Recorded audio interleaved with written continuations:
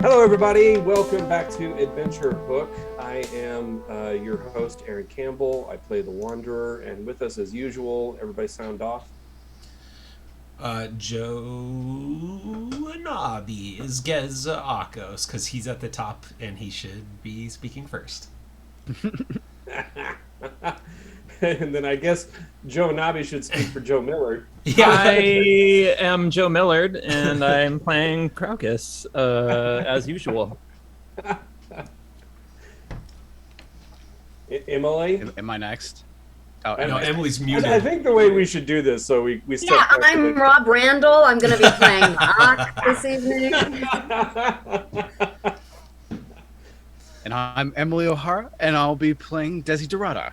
I like that you put a little spice in it. Make our way into the, mind of Aaron Campbell. Once again. Demented mind. Just with us in spirit, but not in body or head, is Marc Andreyko. Rest in peace, Mark's head. Yeah. God, he had some good head, didn't he, guys? Yeah. There was some little miscommunication from last time, but unfortunately, Marc cannot join us tonight. But Char has business to attend to anyway, right off the bat. So he will be missed for this, first entree into the city of Tyr. But hopefully, we will have him back on the next episode. And so I guess we should dive right into anybody got any announcements that they would like to bring up before we get going? Well, first, I think we should make sure audio is coming through just fine. Oh, it is. I checked that. That is why I did not introduce myself. Oh, nice. All right, I'm glad to hear that everything's going so good for us tonight. It's an unusually tech simple evening with a fairly on-time start. Yeah.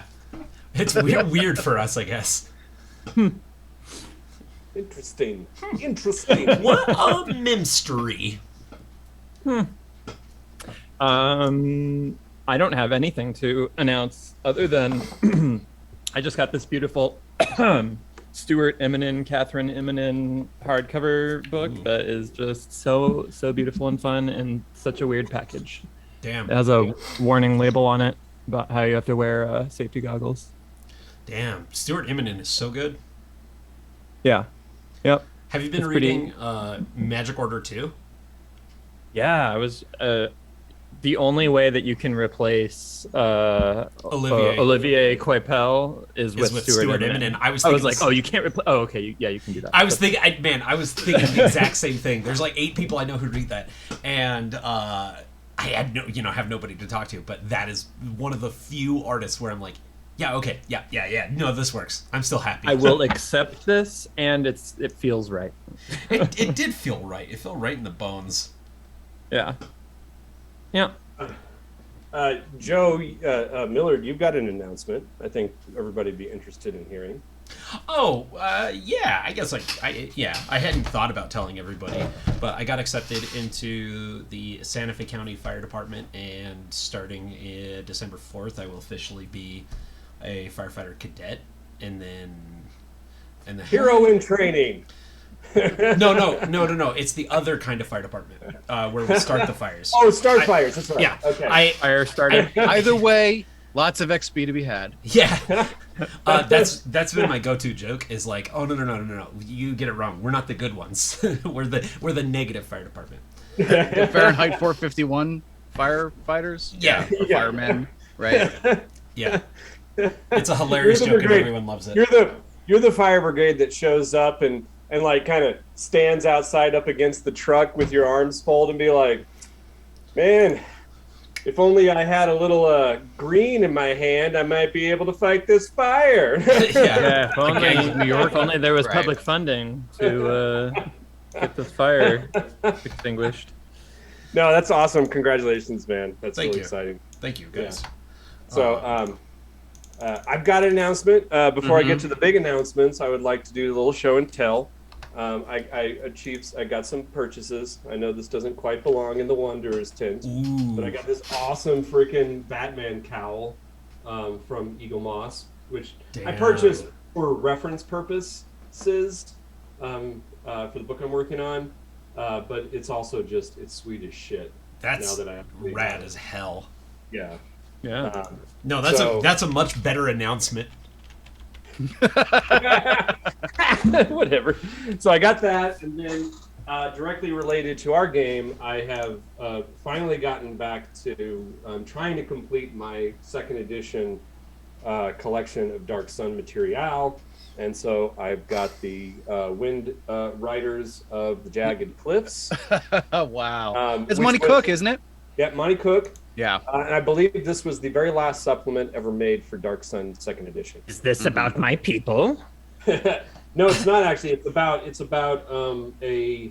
halflings who know how to use gliders and airships, I guess.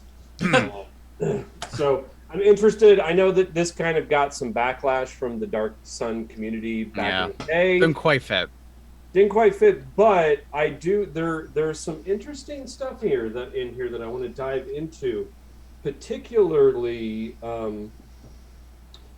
something that is about what was it called? Shit, I saw it. Life Shapers and the lore of life.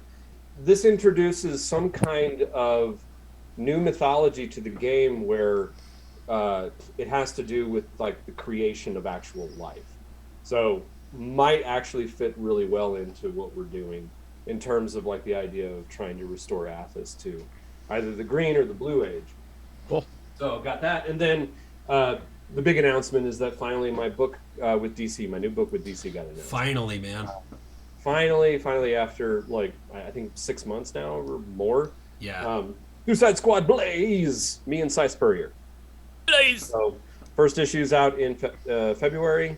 And then it's going to be a bi-monthly release. It's prestige format, so it's that awesome magazine size format. Each issue is 48 pages, Okay. so 3 issues, and we're doing some awesome things. I can't wait. What kind of what's still very a little like frustrating is they showed off like 3 pages where we get to see like this big battle royale with the Suicide Squad. Which consists in our book we're using Harley Quinn, Peacemaker, Boomerang, and King Shark, and then there's a team of 5 rookies that show up. So and we get to see sort of this battle royale scene where the rookies get selected, and but what we don't get to see any of yet is the antagonist, which is really where like I've gone kind of crazy with this book. Is how I represent the antagonist, but I assume at this point it'll be another waiting game until I guess early reviews start coming out in February. So it's always fun, like all this anticipation for the announcement, and then once the announcement happens, it's like, okay, guys, I'll see you in 3 months when we can start talking about it again. So, but I am feeling a little bit more free about showing snippets of the work I'm doing. Yeah. So, if you head to my Twitter account, Old Man Campbell, you can get little glimpses of like some of the painted stuff that I'm doing in issue 2. Issue 1 is mostly like there's a couple pages that I've got some traditional elements, but for the most part, it's completely digital. In issue 2. The story ramps up so much and there are such kind of like monumental things happening that I was like, I've got to do some traditional shit here. So like I'm actually getting into some painted stuff. So there's a page sitting right over here on my drafting table right now that's like might end up being kind of like the seminal piece of my career up to this point. I don't know. We'll see. But anyway. So, anybody else wanted to talk? Emily, you got any comics questions that we might be able to field without the expertise of Marc? Well, I do have something that was specifically for Marc, but because he's not here. The thing about Marc is fuck him. No, Look I'm at just what kidding. I got, though. I got I got the Marv Wolfman, Gene Coleman, Dracula. So hopefully, Oh, nice. if we ever see Mark again, I'll be able to share with him how much I enjoyed it. That's Man. the Tomb of Dracula? Yeah. All right. Never read it. I would really like to see that too, because I'm kind of all into vampires as well, but I've never read Tomb of Dracula, so I've never read any of the outside of EC comics. I haven't read any of the the mainstream Marvel horror stuff,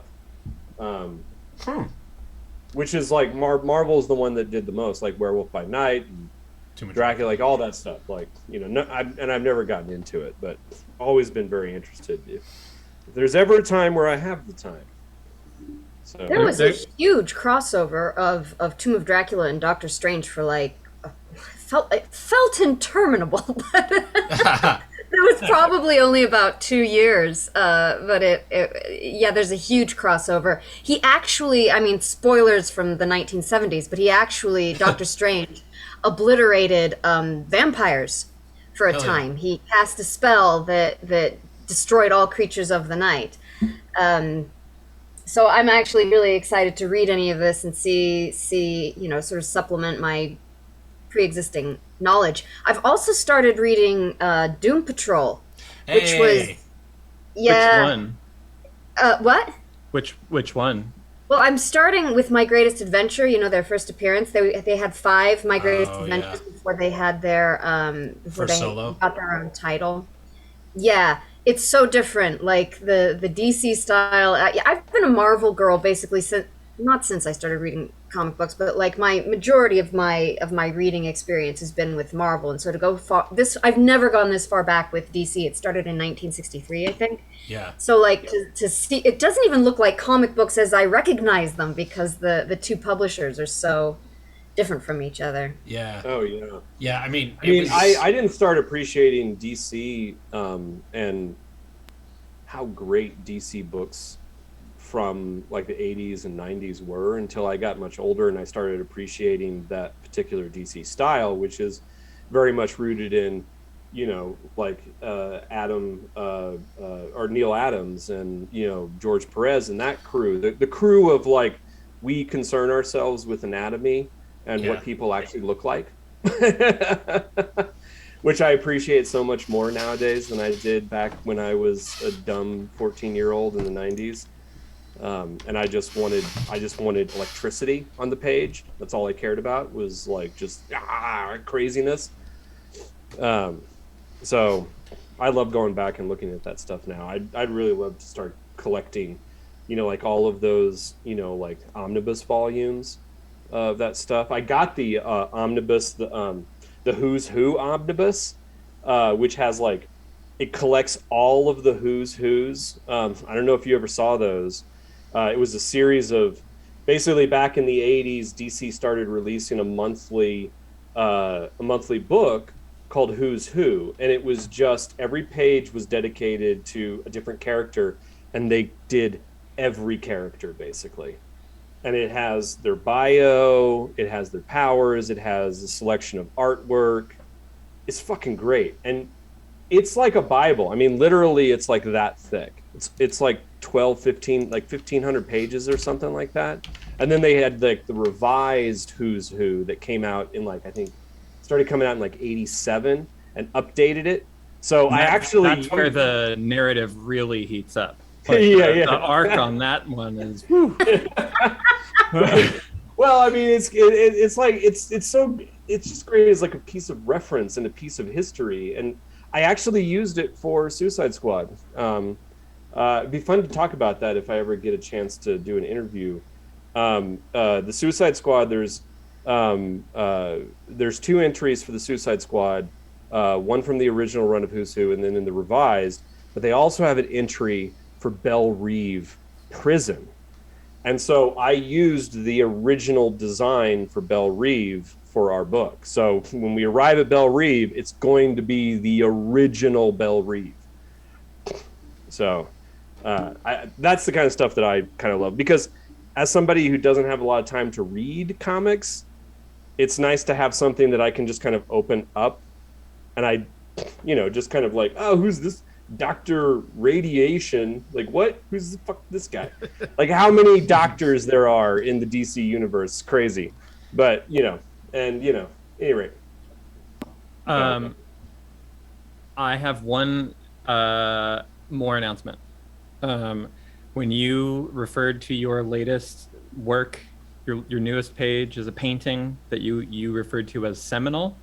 It inspired me to want to tell a joke in bad taste, and then I gave myself one of these, which we should talk about. Okay, we should talk about those, and that'll be the first and last joke ever associated with the X. So we were actually at the home game, which the Joes and I all participate in. At the end of the game, we started having a kind of a chat about, just modern gaming. And Joe Annabi's brother Malik, whose house we game at, he's almost sort of like the guy who's always got his finger on the pulse of like what's current, like what's the current kind of like the trends happening in gaming. And so in Malik's games, he started implementing a thing which I guess is becoming fairly common in the broader community of the X card. And what the X card represents is the ability for anybody to basically put a pause on the game and say, what's happening right now is making me incredibly uncomfortable. And I'd like to pause and for us to have a conversation about it. And that could be over anything. And it basically it's a point where it's like we're going to pause. We're going to have a conversation about this. It's going to be a judgment-free zone. We're going to then, as a group, decide how we deal with the particular issue that came up and how do we proceed. And that's going to allow us to even do things that retcon. So, if for some reason, like something starts to happen in the game that is just really difficult for you as an individual to deal or cope with, or brings up bad feelings, issues, then you can throw up that X card and we pause, we have a conversation, we get to the point, and then we choose as a group, like I said, how we want to proceed, what do we want to do. It could be anything. Like I might, I might throw out an accent, a voice that might be, because oftentimes like I'll just like come up with a voice like in the moment, on the spot, because I don't have, a world of NPCs just living in my head. And I'll throw out a voice, and perhaps maybe sometimes that voice might, be like, there might be something wrong with where you're going with that one. I have to say that as like a female gamer, if that had been implemented when I was much younger, my life would be totally different. I cannot tell you the shit that I have had to put up with. Well, at a lot of gaming tables. Please, everyone, take a moment to create something with an X on it that you can hold up to the camera if ever you feel inspired to do so, so that you don't have to make one in the moment that you are uncomfortable. Yeah, and we have to be very clear about this. This is the X card. We're not allowed to joke with the X card. Yeah, we can't joke that, oh, this is a road too far, because it would be insensitive to do that. You can't make a joke. Like even like an offhand comment where it's like, "Oh, X card, man," nothing like that. No, so it's for actual use only. Yeah, actual use only. It's a thin line between what we're doing, role-playing acting, and the people behind it, right? Because we are putting a bit of ourselves into this, and some situations aren't always X card worthy. Yeah. But I did something. It was a few sessions ago, and I apologized to Rob because of what Kraukus did, because it's like, hey, I don't feel great about this. Like, you can X card yourself too. Like that's a good point, Joe. Like if you ever feel like maybe you did something that went over the line, you can X card yourself. I will create an X card for myself that I can hold up and be like, you know, like I'm having second thoughts about what I just did. So just to round robin, how does everybody feel about that kind of thing? I was kind of getting into that. I was after the fact last week. I always second guess myself constantly. So I was worried a little bit after last week that Minvian, the Templar gate captain, I was going for a very posh kind of like upper class, like snooty British accent. It was starting to kind of, after the fact, I was worried if he was feeling a little too caricature, if it strayed into kind of like an effeminate kind of affectation, which I was not trying to go for. Oh, like like a classic queer-coded villain. Exactly. Yeah. And that was, and Mark isn't here to say so, but Mark felt that it was a classic queer-coded villain in an offensive way. He didn't care. He called it out to me, but he was like, I don't care, but that's what it was to me. Yeah. And I was just going for like, you know, the posh British, you know, kind yeah, of. and when he brought it up to me, I was like, oh, I didn't think he was gay at all. And he was like, he touched Craucus's leg in a suggestive manner. I was like, to me, that was objectification of a non-sexual nature, but to Mark, it was like too close to call. It was objectification, it was objectification as a piece of property. muscle. Yeah. Well, not necessarily a piece of property, but a piece of muscle for the arena. Yeah, it was just a livestock check. It was a livestock check. He was demeaning you as an individual, but not sexually. But I can see how that would come off. If we had this and Mark thought it was worth bringing up, he probably would have. And I think I was just going to say, Aaron said to me when I talked to him about this, his original intention for that character was for them to be female, and just at the last moment he made it an effete male instead. It would have read completely differently. Yeah, and it was almost by accident. I wasn't thinking when it happened. Minvian was supposed to be a woman, but I made it a male at the last moment. I'm not exactly sure what happened inside my brain that flipped the switch.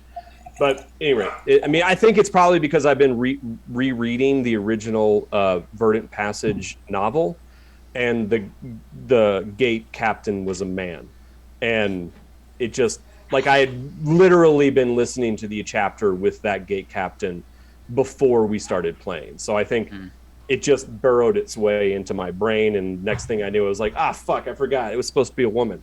So at any rate. Well, that for going forward, if Menvian comes back, maybe Menvian should come back as a woman, as a. All right. Well, so that's the point I want to get to. Sure. I would say we're going to stick with it unless we address it in the moment and retcon it right there on spot. It's going to be incumbent upon me to figure out how to address it going forward. Now, going forward, I'll make sure that anytime you encounter Minvian, he will continue to have the posh British accents, but I think I'll go a few registers down like this more. Just to get that sense of him being, you know, like nose in the air, you know, kind of, you know, upper class, you know, prick is what I'm going for. I mean, that was the whole point. So, but you know, who knows what happens to Minvian? You know, people die all the time in Athos. So,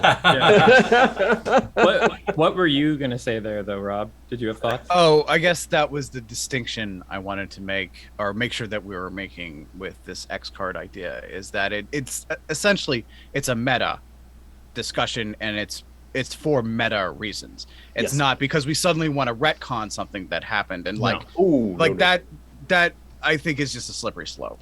Yeah, even if it's due to an X card reason, I think we should try to either stick to what happened as canon and then either find a way to work around it or find a more plausible or palatable explanation, perhaps, for certain interactions or whatever. Yeah, I think it's about having that group conversation and then coming to a reasonable outcome that you know suits everyone. And also the way that my brother uses it, we're doing a simplified version. My brother uses this in concert with like these consent decree forms where people in a session 0 fill out that's like what if you're you have okay any things, with, what you're not okay what you're with. what you're okay with, what you're not okay with, but specifically like if you have specific phobias, like spiders can't be involved in the campaign, or nothing about slavery, or obviously that's not happening for Dark Sun, but Or if something happens, it's okay if it happens off screen, Like, Yeah. some people don't want to roleplay sex, but they're okay if it happens just off screen, right. Yeah, I'm very uncomfortable about intimacy and sexual activity within role playing games. I'm fine if we if it's off screen or if it's glossed over. Getting into the nitty gritty of that, it makes me uncomfortable. But like, it's hard for me to be like romantic to a person who is not my wife. Totally. And also, And again, that has to do with your style of play. And I think with us, this group that we have here, the Adventure Hook players, so to speak, we are all mature adults who are very familiar with a lot of these themes, both from fiction but also from history. I think we're all fairly educated people and I think from the beginning we've always endeavored to try to take a very serious tone to both the Dark Sun setting and not pull our punches as far as that stuff's concerned. I don't see myself personally ever using the X card other than like maybe wanting to discuss something in a meta way a little deeper. But I I also kind of enjoy when you can make me uncomfortable. I want to. That's what I enjoy exploring. You can that also. Being said, sorry. Go ahead, Aaron. I was just going to say you can also use the card if you think someone is straying into uncomfortable territory for perhaps viewers, right, or or other players who might. Not that you want to kind of speak for other players, but just like if you think like maybe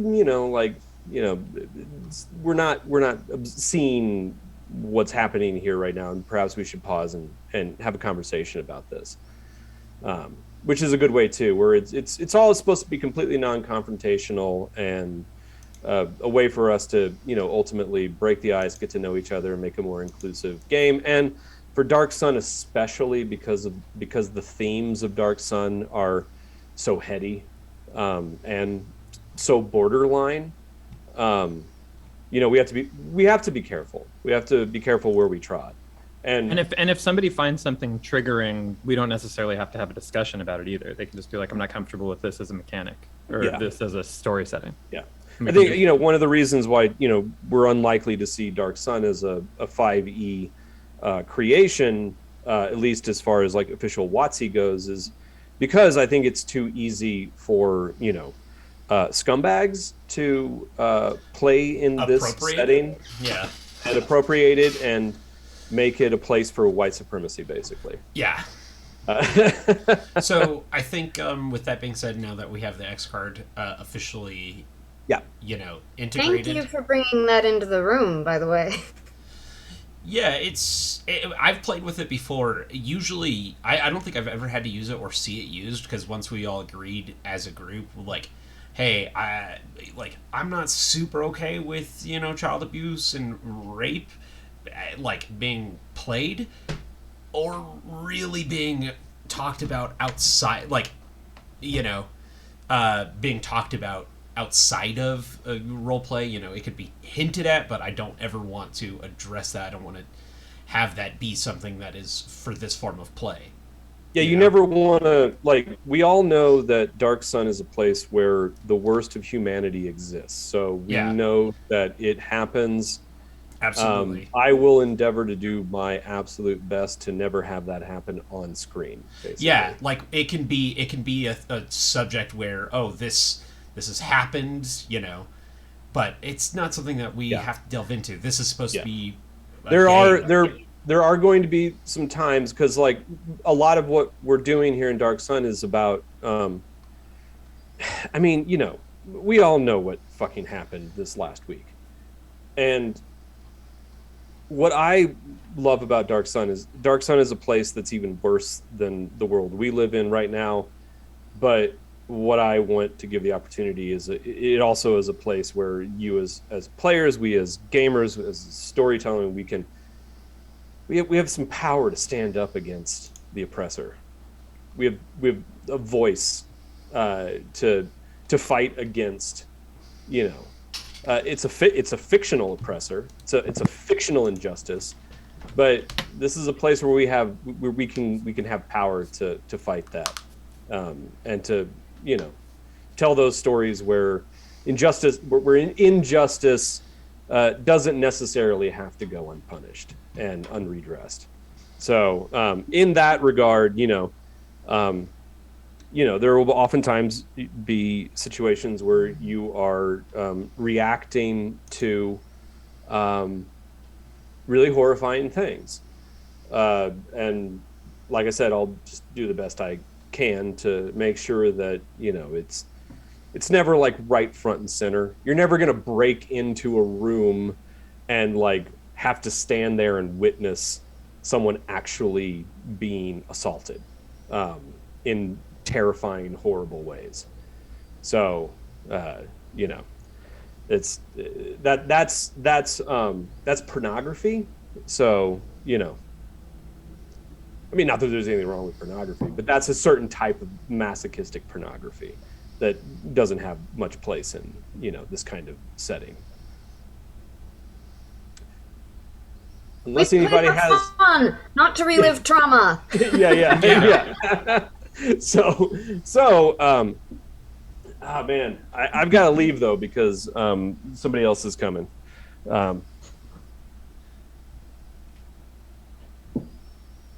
Oh, right. Did you think there was literally someone at his door and he just abandoned us? Yeah, because you'd think after months and months of this I would remember, but no, every single fucking time I forget. Like, oh, who's coming? Yeah. Okay, listen. We're in Tyr now, and we are here at the privilege of our patron. The reason we are able to trade here is because of our patron. Without the support of our patron, we would be like all of the other insignificant doom traders taken advantage of at the caravan gate and every step of the way along, all the way to the Elven Market. Now, I have been a trader for many years, and I will not have my reputation sullied or the reputation of this caravan by anyone. Now, some of you who have been with me for a long time know this. For those of you who have come on in the past few weeks or months, this is your first time with me in one of the 7 cities. And I will tell you right now, if I hear that any of you have been sullying the good name of the Wanderer and the Wanderer's caravan, you will be on the street instantly. And furthermore, if I find that any of you have been to Shadow Square, well, don't bother showing your face to me again. I won't mind turning you into the Templar because there's nothing good in Shadow Square and there's no legitimate business to be had there. Now you will comport yourselves in a manner that is consistent with the ethics and the name of this great caravan. And you will do everything you can to make sure that our patron, who vouches for us here in this city, has no cause whatsoever to question that relationship. Am I understood? I thought so. Oh, hello. Sorry about that. I was just had to go over some of the code of conduct for my caravan. Now that we're finally in the great city-state of Tyr, it is good that we have such a great patron. A patron, actually, who just so happens to be the same patron of the great house Wavir. I sought to make good contact with that particular individual because of their patronage of House Revere, who, like myself, abhors the institution of slavery deeply and concerns itself with ethics and the common good above all.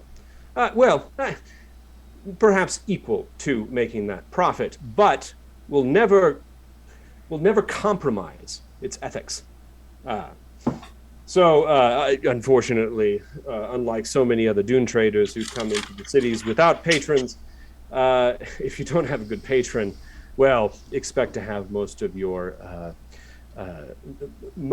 cargo taxed or levied away from you, one way or another, silvered and bit, ceramicked and bitted away, until you have little left to your name. And speaking of, that brings us to our clutch, who I believe do not have a patron and have also made their way into the city, and unfortunately have already had a significant portion of their cargo taken from them just coming to the door. I must say that Mimvian of Sturces, the Templar captain of the gate, is a shrewd fellow who will take every bit that he can acquire.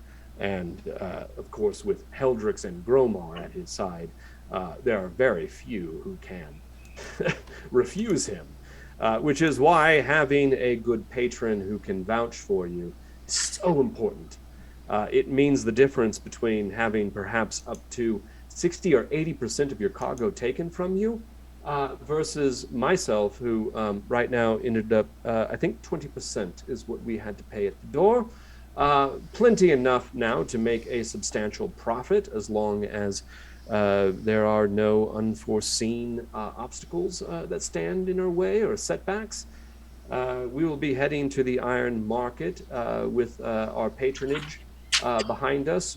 Fortunately, we don't have to bother with the Elven Market or dreadfully Shadow Square. Let's see. But let us talk about our clutch once more, and get down to some brass tacks, so to speak, as they enter into the city of Tyr. I have a few brass tacks, though it is a bit boring. But I do remember that at one point before we departed last time, I just have a note here in a drunken scrawl that says, "Bonus XP for Marc and Emelie." Yeah, we have to draw karma beads, don't we? Anyway. Yeah. Well, no, just real quick before I get into my intro text here for the session. You haven't gotten into the intro text yet? Hell yeah. I have a whole thing I wrote. Oh, just like last time. That was off the cuff, Em. Come on. Yeah, everything else was in. that was him warming up 40 minutes in. Acting. We're just groundlings. Oh, wait, no. You drew your beads because you put your final beads into your character arc, which unlocked your character arc. Marc, however, did not. But Marc's not here right now, so we can't draw. Okay, that's it. Yeah. But this was after the live cast had ended, and there was bonus. I remember what I did. You were particularly pleased with the way that I had played the two guards against one another, and then Marc did something which I don't remember narratively really lit you up. Marc punched Craucus in the nuts, I believe, was what I like. And then of course stood up to Minvian, and I liked the chutzpah, the fire brandiness of being a fire exarch. It makes so much sense that Typecasting. he would be very difficult. He'd be very stalwart and unyielding, and I thought that served the arc of his character well, while providing or being a disservice to the meta narrative, the group's ultimate goals. And that's the kind of thing I like to reward is, when you do something in character, but is ultimately detrimental to yourself or the group or the game or the storyline, because that's what your character would do. So that was that, and we'll get to that. But when Mark returns next time, we'll cover that, because he's got that gives him 2 beads to draw. Okay, but how about me? Yeah, well, Emily you drew gets your one, bead. but I think she's saying she was supposed to get 1 additional bead, but you'd put the beads away. Well, it says bonus XP is the drunken scrawl that I made. Yeah, that was the extra bead, that because typically the way that it works is at the end of each session, whether or not you get bonus XP, you get to draw a bead. If I give you bonus XP during the session, then you get to draw an extra bead. You drew both of those beads. Are you sure? Because I have this written as being an after game, this is an after game Note. note. Aaron, Yes. as someone who writes exclusively in Drunken Scrawls, I can tell you that for sure means she is owed bonus XP. Well, this is what we will do. We'll put a pin in that, and then I will go back and listen to the. I listened to it this afternoon, but I was looking for something different. I'll listen to the end of the episode and make sure, because we went through the whole bead dissemination at the end of the session. My dear, this was after we had stopped recording, so you. Well, that's what I'm saying. Like, I'll make sure that you got your 2 beads, and if you did not, then I'll know that you're owed another bead. Well, what she's saying is that you won't be able to listen to a recording of the moment where she got the bonus XP because it was after the recording. But what he's saying is he's going to re-listen to the episode and remember that he gave me just like the general XP. No, because okay. No, you definitely got 2. You already got 1 bonus. I remember that. I'm pretty sure we didn't get our end of session XP last time. We should have. I think we only have 1. Well, how many beads does Ma'ak have? Ma'ak currently Oh, that's how He should have 1 black bead in his Ma'ak has 1 black bead. inspiration. Yeah, inspiration, and then there's a bead in campaign. Wait, there's a random black bead just sitting on the table. Must have fallen out of the cup. No, that was in campaign. Sorry, That was in campaign. Okay, then that's right. No, then that would have been my end of session 1. That would have been my end of session 1. So how many beads does Desi have? Desi has 3 beads in her character arc.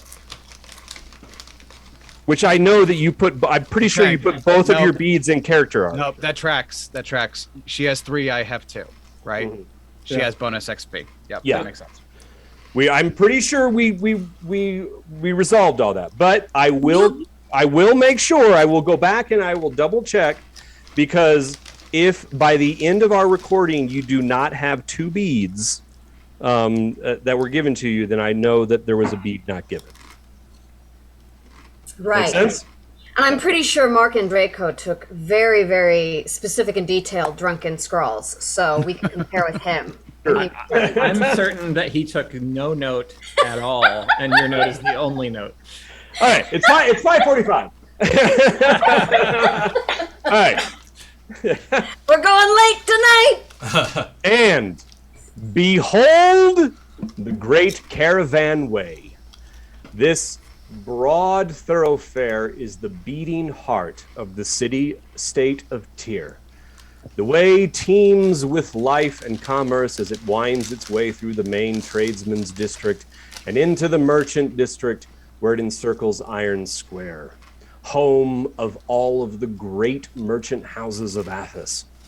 The sights, sounds, and smells can be bewildering to those used to life in the desolate wastes of Athos.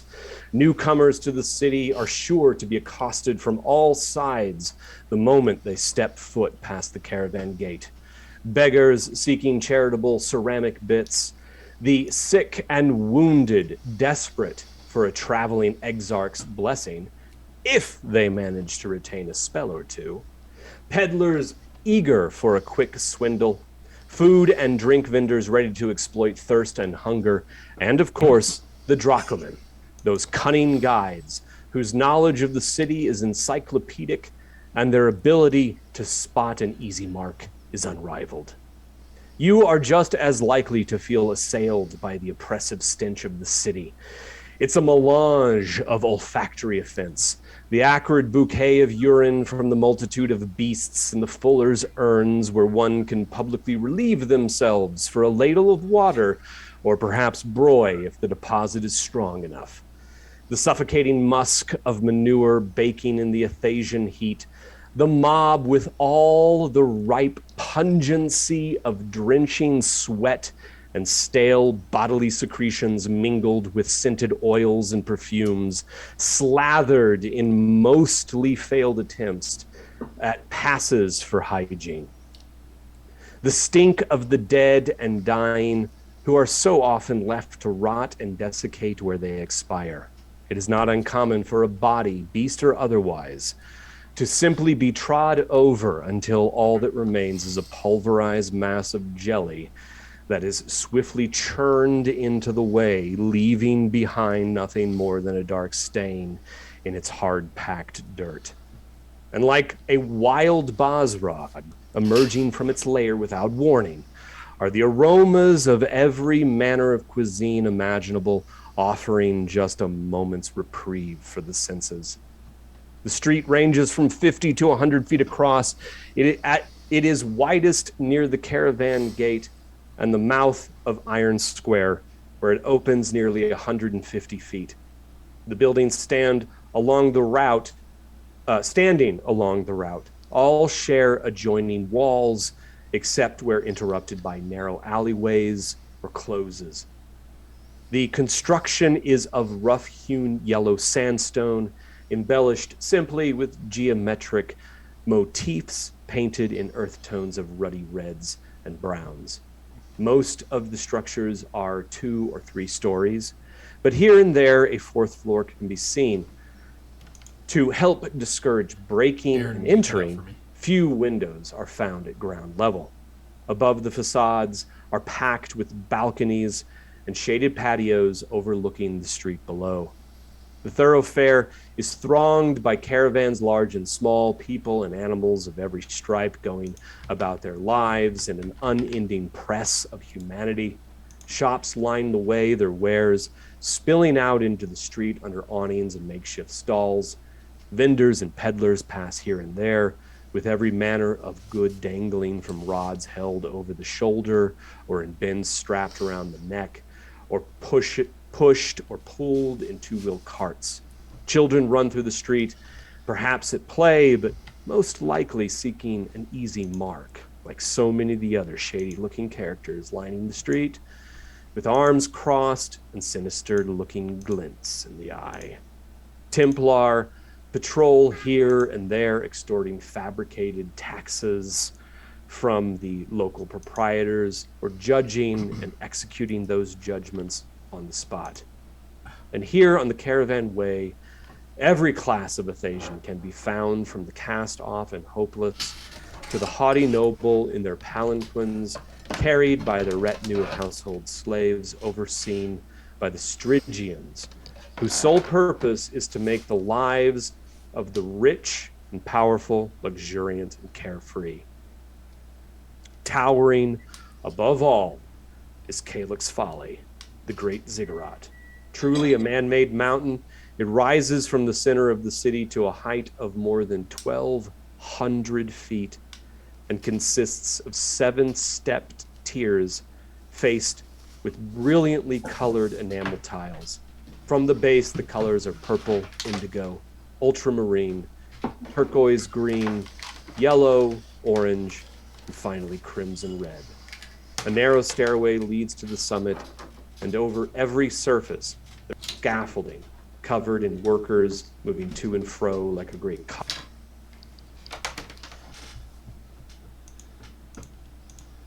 of the high sun in 3 weeks.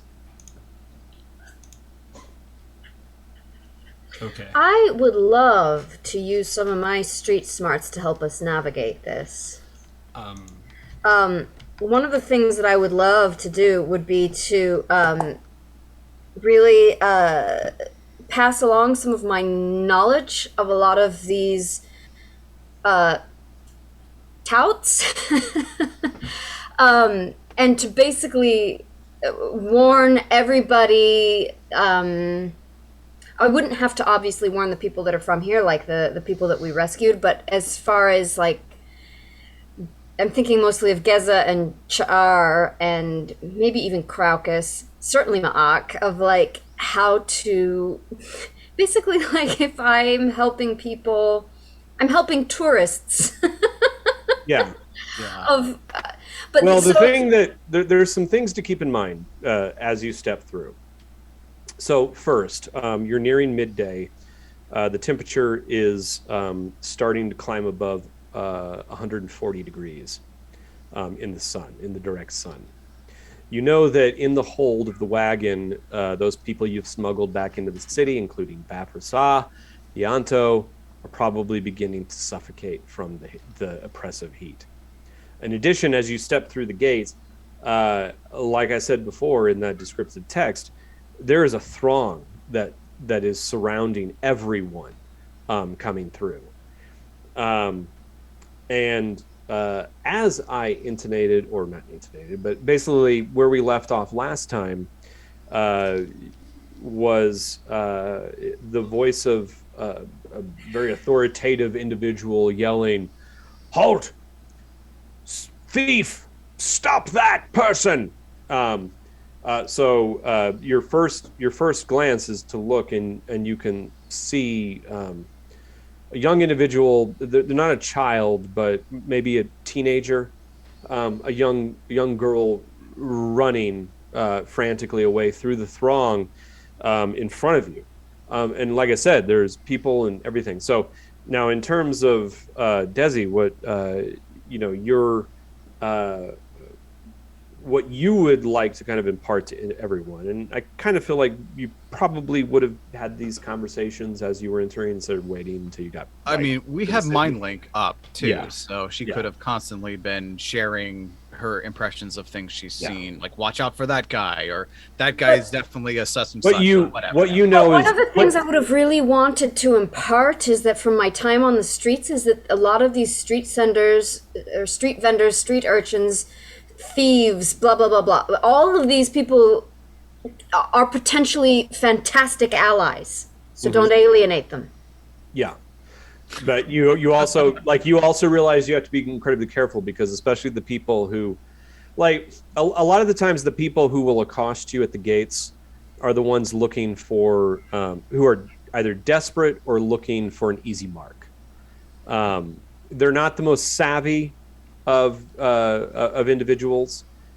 So for the most part, what you would know just from living in Uruk and being savvy about city life is that the individuals who come to us here, we have to be very careful about our coin purses, about like our entire person. We have to be very cognizant about what's happening around us at all times, and just don't engage. Basically. But the other thing, just like as far as character-wise, that I want to look for is that I happen to know that like sometimes these touts, these street people can be incredibly informative, incredibly intelligent, and very, very charismatic, and they can be really powerful allies. Yeah. And I imagine that I've hung out with enough that like the first thing that I'm going to do when I get into this swarm is try to discern who's the best of them. Okay, and there's definitely those individuals who will be here, because a lot of the more savvy individuals will, like, this is the thing, the more savvy individuals will hang out near the gate, but they're not the ones who will go after their marks right off the bat. The ones who will like kind of come up to you and come at you are the most desperate individuals. Right. The ones you want to look for are the ones who kind of hang back and kind of observe and watch. So just FYI, those are the ones I'm looking for, and I'm looking for the best as I can recognize them. And that goes too for the Drachamans. So Drachamans are not unique to the city-state of Tyr. Every city has its Drachaman crowd, and the Drachamans are basically just guides, city guides. And You can hire them to show you around and to acquaint you with everything. A lot of times, like, you got to be careful with the Drachmans because, again, they're always looking for an easy mark, and they'll take advantage of you if you can. And again, the ones that you typically want to avoid are the ones who just seem the most desperate, who will come straight up to you. And you can see, like, as soon as you step through the city gates, just over to the right on the other across the way. Just a bit of geography. So let's. I'll just give you real quick. If we look over here at the at our map area, you've got this kind of little scene that I've kind of cobbled together. And I did not do that drawing. That drawing is from the 19th century. A British illustrator named David Roberts, colonialist, who traveled across Egypt and the Holy Land, illustrating, creating like incredible lithographs of the Holy Land and Egypt. So this is actually a scene from Cairo that he drew, but it really is a good representation of what the Caravan Way would look like, minus, all of the, things unique to Athens, like caravans pulled by giant lizards and, right. thri-kreen and half giants and all that. So just imagine that those are all peppered in, going back and forth. But the idea of this was to give you a sense of the scale of the ziggurat. So as I just kind of scroll down, that in the background is the ziggurat. It is utterly enormous. It's beyond, for the rest of you, well, even for you, Desi, I mean, there's no structure like this in Auric. The closest thing would be like the Palace of Hamanu, which pales. Still sizable, but not like that. Pales by comparison. Right. Now, the only thing that is not represented here is this would be completely covered in scaffolding and covered in people, thousands of people working to finish this thing up in the next 3 weeks. Basically, it's New York. Yeah, it is very much. It's very yeah. I mean, like Tyr is really like, and definitely like even more so than any other city-state that you've ever visited. It is truly the most cosmopolitan city in Athens. It has the most diverse population, and but let's go down to my little map here of the Caravan Way. So was it BAP that said that there was like a place that we could take these carts to offload? Yes. It wasn't BAP. Well, it might have been BAP. It's the Messenger's Mount. And you're told that when you come into through the caravan gate, you got to turn left, head down. And so that was the other thing I was going to get at. Like, there is the Caravan Way that heads off in front of you. And then to either side, there's this broad avenue that basically runs around the perimeter of the city wall, which is completely clear. There's hardly any traffic, like major traffic that runs up and down. There's no stalls. I mean, there are some tents and stuff here and there, but for the most part, the Templar and the city guards keep it very clear, keeping that perimeter open. Now, before we get into exactly going there,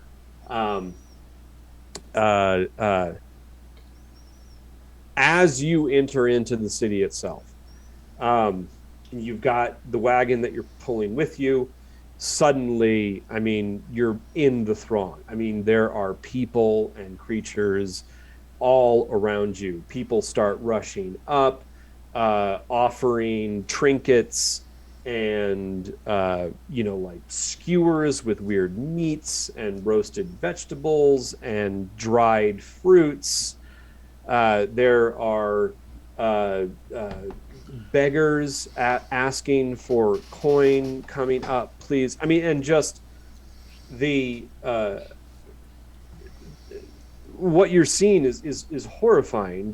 Especially amongst the beggar crowd who comes up, people who like literally have no lower half, walking up to you on two hands, like holding themselves up and scooting people with legs that are twisted the opposite way, people who have weird deformities that really, when you were worried about Geza, a lot of your worries kind of fade away as you see individuals coming up. You've heard tell over the years that Athos has this weird ability to spontaneously create new species of sentient life. And now here at the Great Caravan Gate, you start to see that. But they represent this sort of beggar class, the lowest class of citizen, if in fact citizens they be. And you see people come up who have maybe one giant arm, one large, long, sinewy arm that has multiple joints and is covered in reptile scales, and terminates in a weird, like, two-pronged claw. Like another individual who comes up has like just one eye in the middle of their head.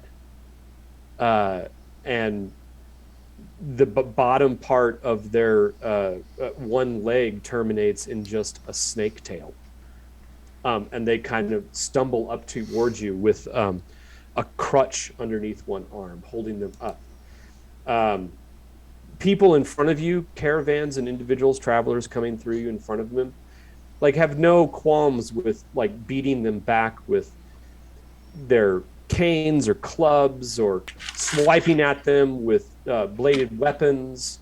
A caravan in front of you that also has a half giant guard, like just kind of takes a swipe and knocks several of them aside. And then you see other people start to rush up, individuals who have poles on their back and little strings hanging from them that look like they have roasted rodents, come up and they're like, food for you, food for you. I have food, good food. You've been in desert. Only one bit. People who have like casks of water, little jars of water will come up and be like, water, I have water. Anyone who needs water, I have it. Drink here, 1 bit per ladle. So on and so forth. All right. So, would it be possible to just ask like Geza or someone who's in the caravans to open up the trap door that kept everybody underneath? well, we're mind linked, so you can definitely just suggest. What I was actually going to suggest is maybe Geza, can you ask your air spirit friends to bring relief to the people in the hold until we can get them to this mount place we're going to, a messenger mount, which I hope we're heading towards. But as far as people rushing up to us, I think Ma'ak is like standing there with his gift gun, making sure nobody actually tries to get on our caravan. He's not going to swipe. He's not going to try to hurt anyone, but he would push them off if they were like trying to climb aboard.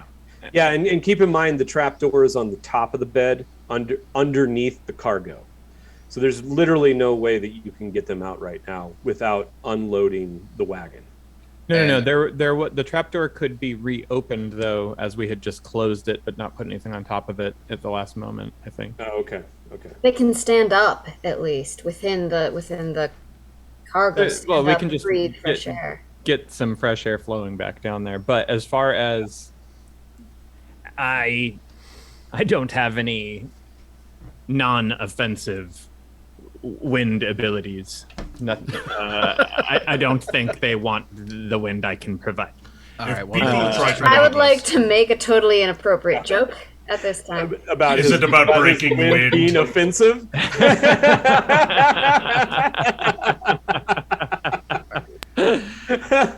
So before we get to that stop thief moment, seeing this ziggurat for the first time, I can't help but wonder, does it trigger any memories in me, or ancestral or otherwise? Give me what were we rolling for that? Well, I mean, you could say, Ma'ak, make a history check at advantage, I'll spend a point, and I could use that as sort of my sorry, I forget the name of that ability. It is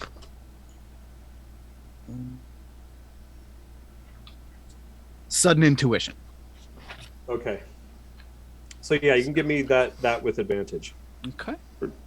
Spending that. Cool. So a 12 or a 9. So a 12. Best is a 12. Best is a 12. Probably not with that. No. I think the only thing you might remember, you might have a vague memory of someone you were many, many, many years ago. Seeing this weird mountain in the distance. Okay. Inside a circle where many people must live. And that weird mountain was oddly like angular. More like a trapezoid than a step. Yeah, and Gotcha. the only, I think that the best that you can recall from that is like a moment where someone said to you, "We don't go there. If we go there, will we be broken upon the mountain?" Okay. Suddenly I'm filled with fear, realizing that I have come far too close to this dangerous place. And I probably share that through MindLink.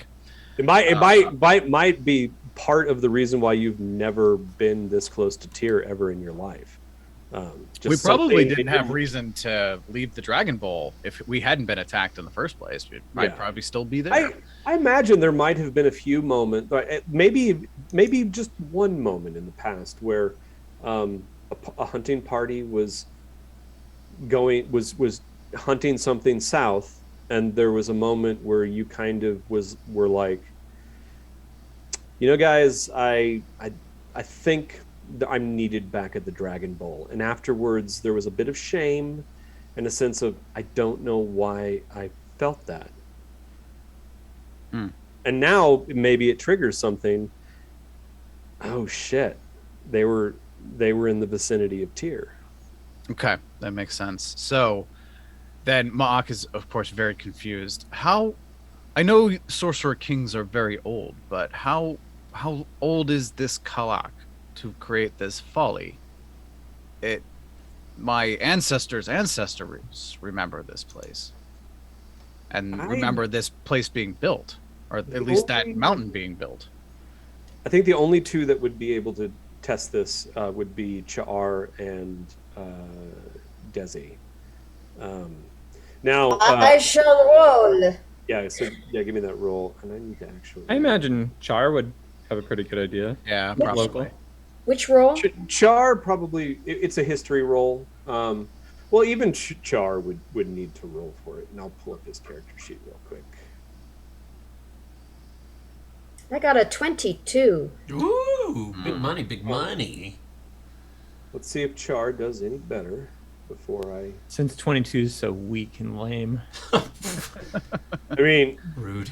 22 is between, I believe, in the scale of 5th edition DCs. 20 is considered difficult, and 25 is considered hard, I think. And then I think 30 is considered like near impossible, if I recall the terms that were used right. So, having said that, there. All right, yeah, Char actually has never really concerned himself too much with the history of the fuckers who live in Tyr. Doesn't care, doesn't want to care. Having said that, being part of the merchant families, it's kind of your job to know these things. As far as you know, Tyr is over 1,000. Tyr, under the rule of Kalak, is over 1,000 years old. But you know that Kalak is much older than that. So he's been building that mountain for 1,000 years. Well, Trying to figure it fit. Well, that's what Mark is sharing, Yeah, and plans to finish it this month, this year. That's terrifying. How many thousands of slaves must he use to build that? And once it's done, what is its purpose? no one, well, Desi doesn't know. And as far as you know, all of the scuttlebutt that you've ever talked to anybody about, nobody knows why Kalek is building it. Hopefully it's just a monument to his greatness. But we I probably doubt that, and so do you. I doubt it greatly. Now, as you're standing there, you realize that you've got to start making your way to the left to get over to the Messenger's Mount through this throng of individuals. Everybody needs to give me. Well, did that thief thing? Was it Templars chasing that young girl? Oh, right. Sorry. Okay. Yeah, back up. So, okay, yeah. So, we'll say this is the point where you hear someone yell, "Halt, thief! Stop that person!" And you see a teenage girl, looks to be human, running, hell's bells in your direction. It looks like she's going to pass right in front of you. Can I grab her? Give me a grapple check, which is going to be in athletics or acrobatics, whichever one is higher. Let's see, acrobatics versus... Oh, that is going to be an acrobatics check, my friend. It is a...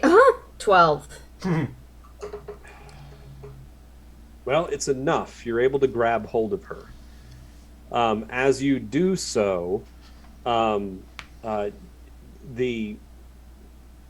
jerking motion of you grabbing hold of her causes her to drop a pouch that she was carrying, and you see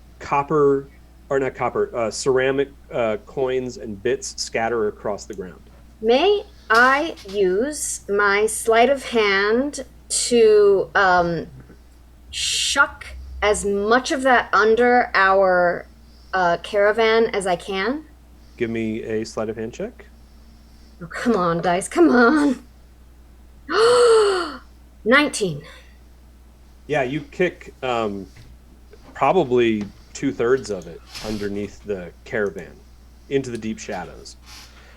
At which point, it's enough time for the individual who you could not see before because they were beyond the throng to start pushing their way through the masts. And you can see it's not one, there are several. They are wearing the black and gold cassock of the Templar. Their hair is also coiffed very similarly to Mindion. It is short cropped, tightly pomaded and oiled against their scalp, but in curls. And they step forward and they say, "Thank you for stopping this thief who thought they could take that which does not belong to them." And they reach out to grab for the girl.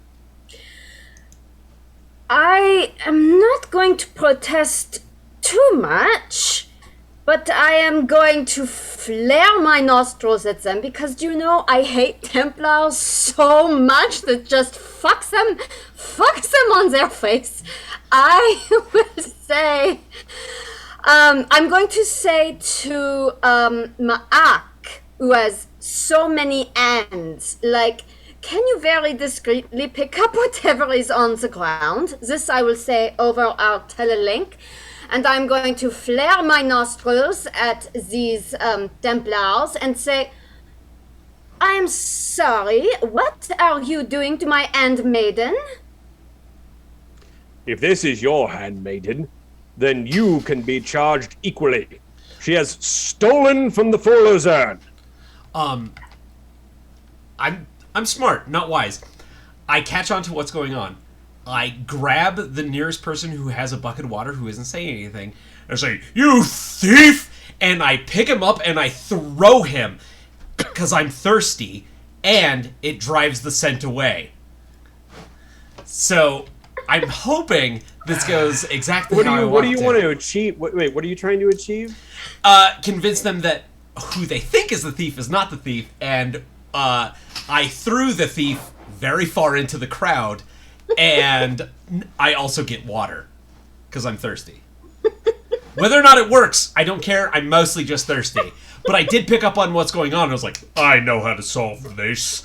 So I'm going. The lead Templar looks back over his shoulder and he says, "Drubin, go see what's happening over there. Now, you." Okay. Well. and the other, whoops. Drubin begins to make her way over towards where you threw someone, and we'll get to that in a moment. Okay. Yeah. Ideally, I don't know. I don't know what I would roll for a situation like that, but it'd be a performance. It would be. It was definitely a performance. It's deception.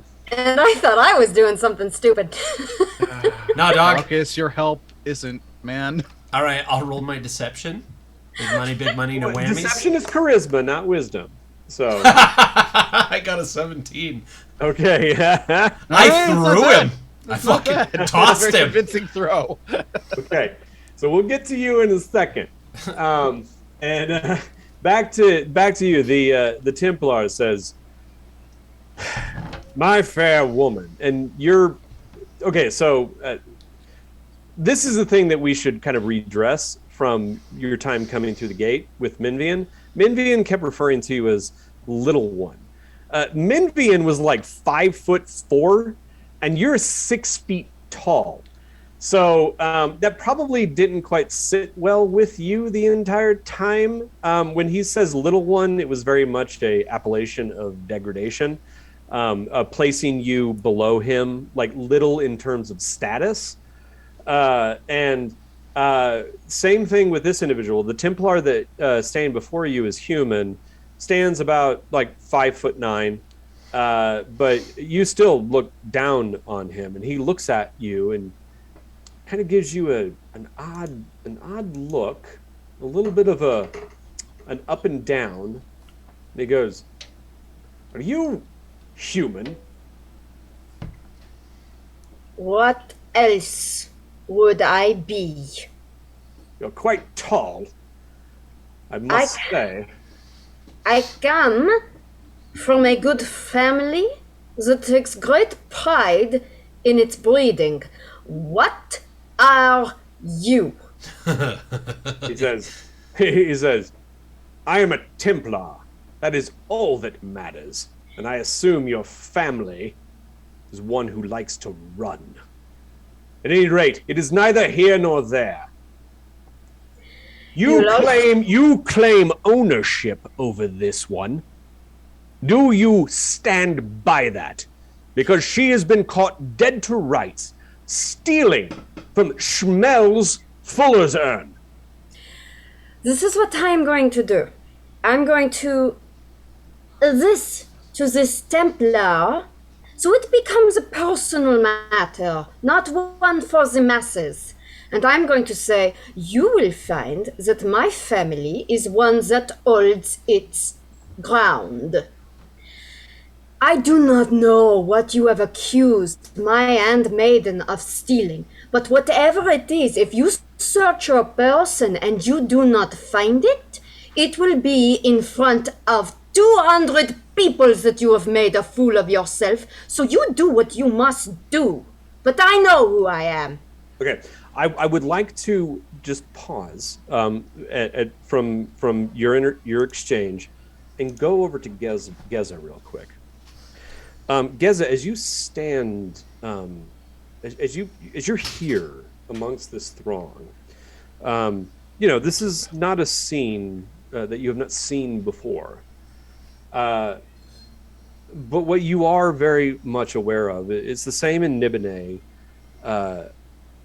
that at the city gates is not only where the beggars go and where those looking for an easy mark go to find a target, but it's also where the downtrodden, the wounded, the destitute, the diseased, the injured, like where they all go, and because they know that when exarchs come through, they're going to come through this gate, and they're going to seek the aid of anyone they can identify as an exarch, which is oftentimes hard to tell. But they know that of all of the people in Athos, exarchs will oftentimes be those who are the most charitable.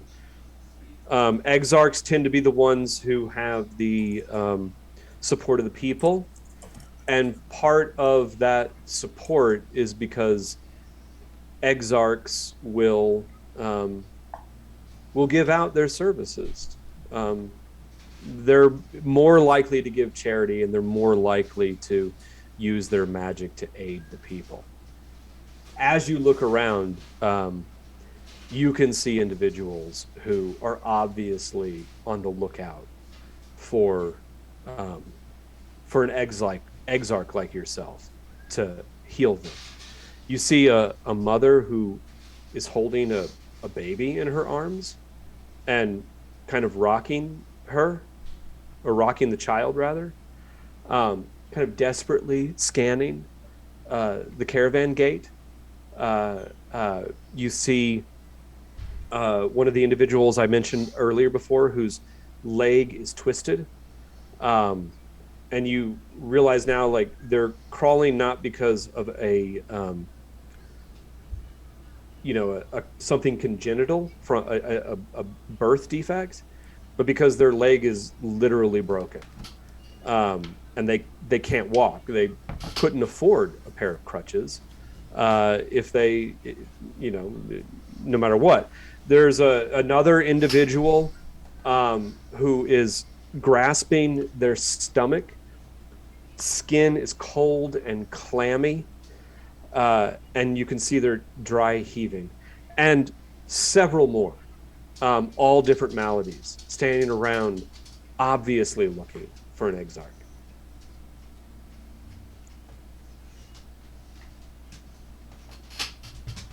So Geza had come down from his perch and cracked the secret hatch at the back to let air in. Okay. And that's easy enough to just crack it up and put a little stick under there, or just something to keep it open. Right. And I don't know if I made it back to my perch by the time that there is a kerfuffle at the front of the cart. That was a pretty simple thing to do. So yeah, you are back where you were originally.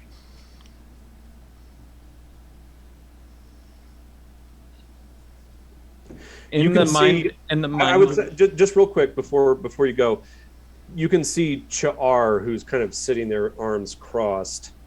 Oh, man, I wish I could have had a conversation with Mark beforehand. I'm not sure if Char would offer up his services freely or not.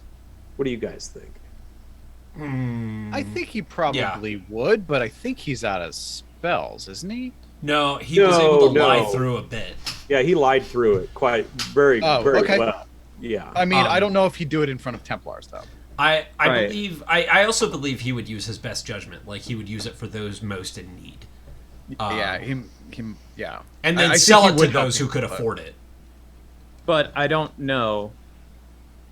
I don't know if he would do that now when we're trying to offload contraband. In the form of people. I kind of feel like Mark would probably would want to do it in broad view of Minbian. I concur with that impulse. Mark does not give a fuck. He would be innuendos the whole time. I think that tracks. I am going to say that Char does climb down from the wagon, and before he does climb down, he looks back and he says, my friends, I'm going to help some of these individuals, but then I have some business to attend to. Unfortunately, I'm not going to be able to follow you to the messenger's mount. There's something that I desperately have to take care of. Once I attend to these people, and he glances back over his shoulder towards the caravan gate, I'll have to excuse myself, but I'd like to meet you back this evening at the Golden Inex. It's here on Caravan Way. It's just down that way. I nod to It's him. off down the main way. Okay. And he goes over and he attends to the woman who has the baby. He starts to talk to her. You can't hear him now. And then he puts a hand on it and he says something. And she starts to cry and hugs him. And after that, the individual with... he's kind of going for the ones who have the most ostentatious maladies, so he can show off, and goes for the one who has the broken leg, and kneels down, heals that individual. They immediately jump up to their feet and throw their arms around Char, and then Char turns around and he goes, "Fuck you, Minvian!" And then off he goes. Does that distract these Templars too? Well, what it does, it doesn't distract them like completely. They do look over their shoulder with a bit of concern, and they look around. They can see there's a group of individuals who kind of like go off and are hounding Char as he walks off down the caravan way, and it looks like he might stop and help a few of them again as they go, but they are pretty astute in. Let me just make sure. Yeah, they're pretty focused on Desi right now. Yeah, no, that's fine. Well, Yeah, I mean, now, but before we get back to Desi, though, I want to wrap up Geza, right, because this might have impact. So I am not sure if I should abandon the ruse in front of the Templars, certainly in front of the gate guard. I'm going to roll an insight check to see if I feel like abandoning the ruse helps this moment or causes further chaos. Okay. Go ahead. 19. 19. You feel like if you put your talents to good use, you can turn the crowd towards you, and that is that's the thing the Templars oftentimes will stand back from, because they know that once an exarch has the crowd, then there's not much they can do unless they have like real force. And right now, you've got Minvian back at the gate, who's sitting there in a huff. You've got the two half giants who, at this point, have gone back to their work. They're not even paying attention. You've got a big throng between you and them at this point, because you keep getting pushed further and further in past the gate. And then you have these three Templar who have arrived. And then the throng. And there are injured folk right there's right more. around but right around the there's- front of the cart where the Templar are and where the kerfuffle is, there are people asking for help there too. Yeah, there's people. They're not asking for help because they don't know you're an exarch, and there's no other there's a few people that followed Char, but there's still people standing around kind of desperately looking like off towards the gate, hoping that someone comes through. You know they must come here every day looking for aid. I'm mentally going to communicate to Desi and Ma'ak. I don't know what your plan is to involve yourself with these people, but I don't think it's going well. I'm not going to stand aside. I'm hopping down, and hopefully you can succeed at your ruse while I turn the crowd in our favor. You mean like some kind of messiah? I That I guess we're should going have been to. from the start? I guess we're going I don't in that think direction. it's wise to do But- this. Have you successfully retrieved the treasure from under the cart yet, Ma? Well, nobody's asked me what I've done since any of this has Yeah, started. no, so- sorry. I'm just like I'm getting the dominoes in place. So you can start to go. Geza starts to do his thing. Geza starts to put his frock back on Okay. before he hops down. Okay. Now we will go to Ma'ak. All right. Well, when Desi kicked the ceramic bits under the caravan and then asked me to collect them, Mock will basically go to the other side of the caravan where the Templars aren't, crouch down, and then just use far hand. I can manipulate up to 5 pounds of 5 different objects, up to a pound each. So I can just grab all the coins within 30 feet, just sweep them up into my bag. Probably, I don't know how long you think that would actually take me, but everyone I see, I can just grab. Kinetically speaking. It won't take that long. It's Yeah. maybe it's. I mean, this has been going on for a little while, so I imagine there's you know. probably about a dozen bits and maybe 5 ceramic pieces. Okay, well, Ma'ak will gather. He still doesn't understand why they think these are valuable, but he'll gather them either way. Oh, it was Um, just ceramic though. It wasn't silver and copper or metal. No, it was ceramic. Ceramic is the most. No, the ceramic is least. the it's least. not. No. Is it? The Yeah. least. All right. Okay, Ceramic- think of it. Remember, okay, think of it in this terms. Shit. Metal is, This metal is- is rare, and pottery. Yeah, shards are not. this is how it equates to normal D&D. A silver is equal to a gold. Okay, a copper or not? There's no copper in, but a ceramic piece is equal to a silver, and a bit, which is a ceramic piece that has been snapped into 10 parts. One bit is equal to a copper. Now But- I understand why my bribe didn't go so well last time. Yeah. Right. Why you threw it into the crowd? Yeah. Yeah. And a gold piece, a gold piece is equal to a platinum piece, and a platinum piece. Well, I mean, you'll only find that in the treasury of a sorcerer king, probably. So, Right. They're not in common circulation any Yeah. more than $1,000 bill is. yeah. Right. So And Ma'ak even has gold, picked up like I some mean, ceramic. Yeah. So Yeah. Ma'ak picked up all the ceramic 10 full coins and all the little pie-shaped bits, sweeps them all up into his bag, hopefully without the Templar seeing him do that. yeah. But once he's satisfied that he's picked, and he'll use his 4 arms to pick up them too. So he'll grab them all up.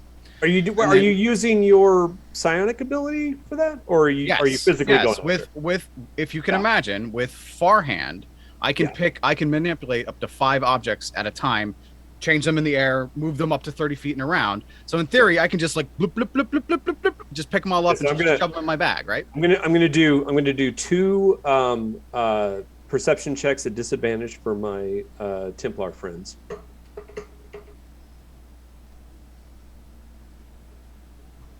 Do you want me to make stealth, or are you just gonna roll? No, against because my passive? you're doing the far hand thing. So I'm just checking to see if they see any little bits starting to like float Yeah, away. okay, that's fair. Is this your No, wild and there's talent? they don't spot. What's that? I was asking if this is Ma'ak's wild talent because I think I have far hand also. You have that as a wild talent. That it's Okay. not Ma'ak's wild talent, but as a psionicist, he has it. Oh, okay. Okay, So, no, it does not seem that the Templar notice you Okay, grabbing great. the coins. Then once he is satisfied that he's collected the majority of the coins that were dropped, at least, he will use Mind Link to switch. And he'll basically Char walked off, so he's going to end it with Char, and he'll activate with this girl, this thief girl that now Desi is grabbing by the wrist or whatever. And all of a sudden, she'll hear Ma'ak's voice in her mind. But just so you know, I'm reading her surface thoughts too while I'm at this, Aaron. And I'll Okay. basically just say, "Is it true? Are you a thief?" She can't. Well, let me see if she can help herself. And I'll say it in common.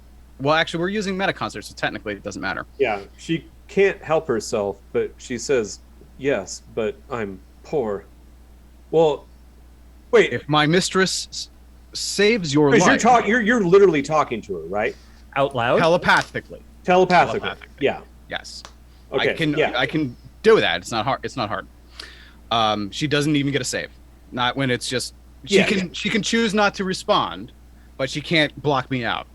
Yeah. And I basically say, and she can't help but say yes, but then you get the surface thought of, but I'm starving. all right, well, if my clutch leader saves your life, you will owe her a great debt. And then I will basically say, you can think what you wish her to know, and she will hear it. And I will bring her into the mind. Okay, well, okay, so, okay, we're going to get in some heady territory right now. When you say that, the first surface thought that you get back from her is, oh no, not again. And, well, oh no, not again. And then you get a image of a brothel. Oh.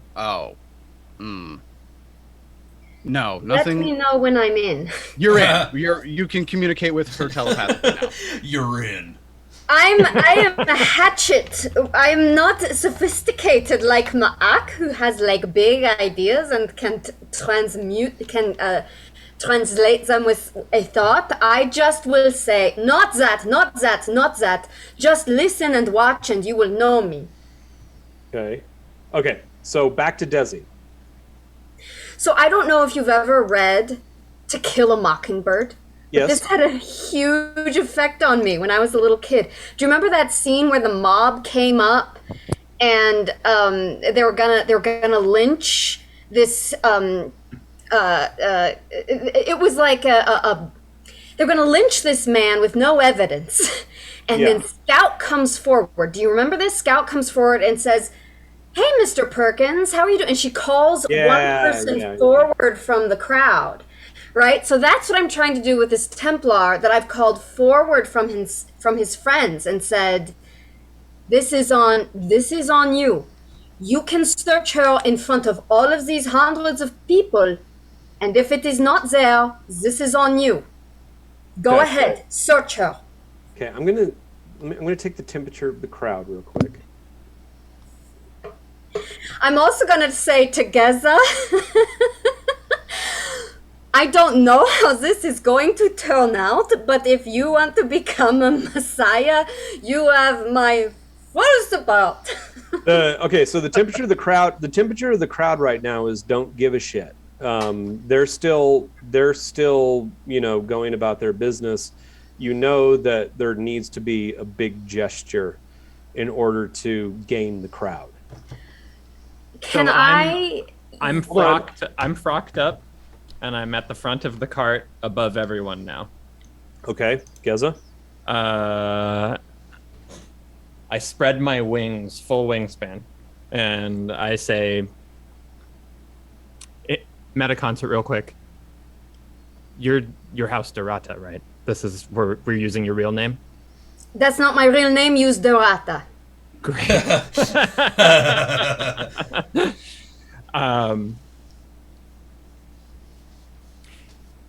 Ladies and gentlemen, Mistress Dorata has generously given me the opportunity to provide what healing and easement to your suffering as I can, as House Dorata's exarch.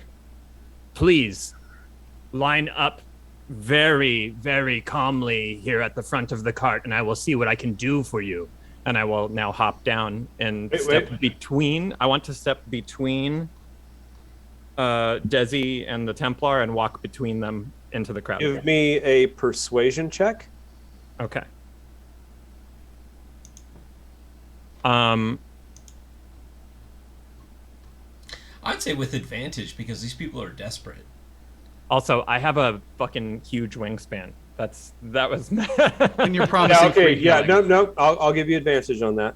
All right. Can I also give him inspiration? Oh, there you go. Nice. Yeah, you can give him inspiration. Bardic inspiration. So, and Bardic Inspiration is a +4? You roll a It's- d4. A 1d4 Right. that you get to add to your roll. You're so good at rolling. It's going pretty good. So that's an 11? Oh my god! All right, and just so, because I want to remind you guys, if you haven't notated it on your character sheets, okay, now if you go into D&D Beyond and notate, it has a little place for inspiration. So make sure that if you have inspiration right now from your little bead, and there's only 2 people right now that have it, and that is Ma'ak, who has inspiration, and Char, who has inspiration. I'm going to lock that right there for him. So nobody else has inspiration right now. So yeah, just keep that in mind as we go forward. Okay. So sorry. Joe, what was that roll again? Oh, that was a mighty 11. Mighty 11. No, you're all like, you're really not able to sway the crowd in a positive way. But wait, the crowd does hear you, and what results is a throng of people rushing towards you, reaching out, desperate. Please, I am thirsty. Please, my stomach, my son, you must come back with me, my son, my son. Everybody is just crowding around the base of the wagon now. And at this point, the Templar, what you have managed to do is create an ungodly fucking mob of people who are now crushing against the Templar, the young girl, Desi, Ma'ak, around the wagon. And so there might be a possibility for anyone who wants to take advantage of the situation. Yeah, I think Ma'ak is going to get on top of the wagon to make sure, since that's where Geza was, to make sure nobody got near the trapdoor. So Give me he's a gonna quick be little on- dex check. Athletics thing. or acrobatics? Actually, I- let's do acrobatics. This is going to be an acrobatics check. Alrighty, no problem. That is a mighty 12. 12. Enough to get on top of the. Yeah, enough to get up out of the throng before it crushes you against the side of the wagon. Yeah, all right. That's. I mean, Ma'ak is not gonna let someone crush him, but Yeah. he hops up top with one of his jumps, right? Just springs on top of the thing. What this does do is resolve the little monkey that Craucus threw into the works with his attempts Right. to distract, because now that Templar, like the whole throng has just like basically started to crowd around and press around the wagon, and that Templar is just trying to get back to the core group. And so Craucus, you see that your efforts have kind of failed at this point. Is there anything you want to do as this mob presses up against the wagon? Let's see here. Well, was I able to get my drink of water? Yeah, you got your drink of water. Oh, okay. I see what they're doing, and I think this is a good opportunity to move the caravan, but maybe use Geza as like the beacon to keep people occupied. So I'm gonna pick up Geza and hold him up above the crowd, so that people will come to me, so that the yes. caravan can escape. Thank you, Craucus. Now the people can see where to come. And I'm going to bellow, "Come for healing!" And so, to try to really whip them up into a fervor. And then also when I need to escape, I'll just kick people. So Is there anyone in the crowd that looks like they need an at-will spare the dying that I can just grant, like, spare the dying, just reach down and touch them? Well, you are also now well above the crowd, so I think that'll help you with a perception check. Sure. Well, actually, there are some people who are starting to get trampled by the throng. Fuck. I can make my way over and pick them up for you. Not without doing more collateral damage. Yeah, but this is, we'll do some good. Are the Templars getting swept away from us, or are they? No, they're getting what are they crushed doing? closer to the wagon at this point. And let's see if they, here, because they're Templar, that means they have spells. So let's see if they do something. Definitely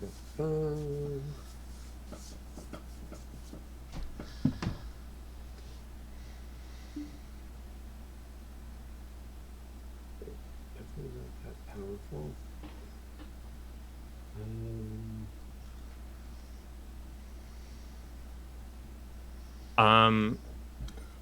Okay. Think about 10 feet, 15 feet away from the wagon. We want to go left. So to the right of the wagon, while assuming the wagon is proceeding to the left. Okay. I'm You going- can't. Sorry. You can see all three of the Templar are casting a spell. And what does You're not that? sure, but you're not sure what they're casting. So I'm sorry. Go ahead, Geza. Geza is going to say, "Good people, be calm. You're hurting yourselves. I will provide water first. Please stand to the right of the cart and prepare your receptacles, as it will rain healing water. And I will create water, and it will fall as rain in a 30-foot cube 10 feet to the right of the cart, so that we can proceed that way."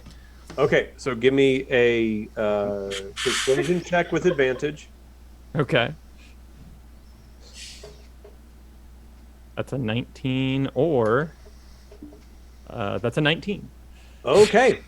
So that actually does the trick. As soon as it begins to rain, people like shout with elation, and everyone runs and crowds under this space. I mean, they start to crowd into this space, trying desperately to get to the water. Absolutely giving you freedom to move the wagon off to the left towards the messenger's mount. The spells that the Templar cast seem to have no outward effect. All you can tell is that it seems like they are just less affected by the throng. Physically. Physically, they almost as if fortified? they have a. It's almost as if they have a shield around them. Right. Okay. A shield of perhaps faith. yes. Got it. Is it safe Are to they assume drawing that they're weapons? not so interested in us? Oh no, anymore? they have absolutely drawn their weapons, and because they are Tyrians, they are steel short swords that they have drawn, and they're holding them out. They are not attacking the crowd, but they are circling up, and they're moving away from the wagon. And at this point, next thing you know,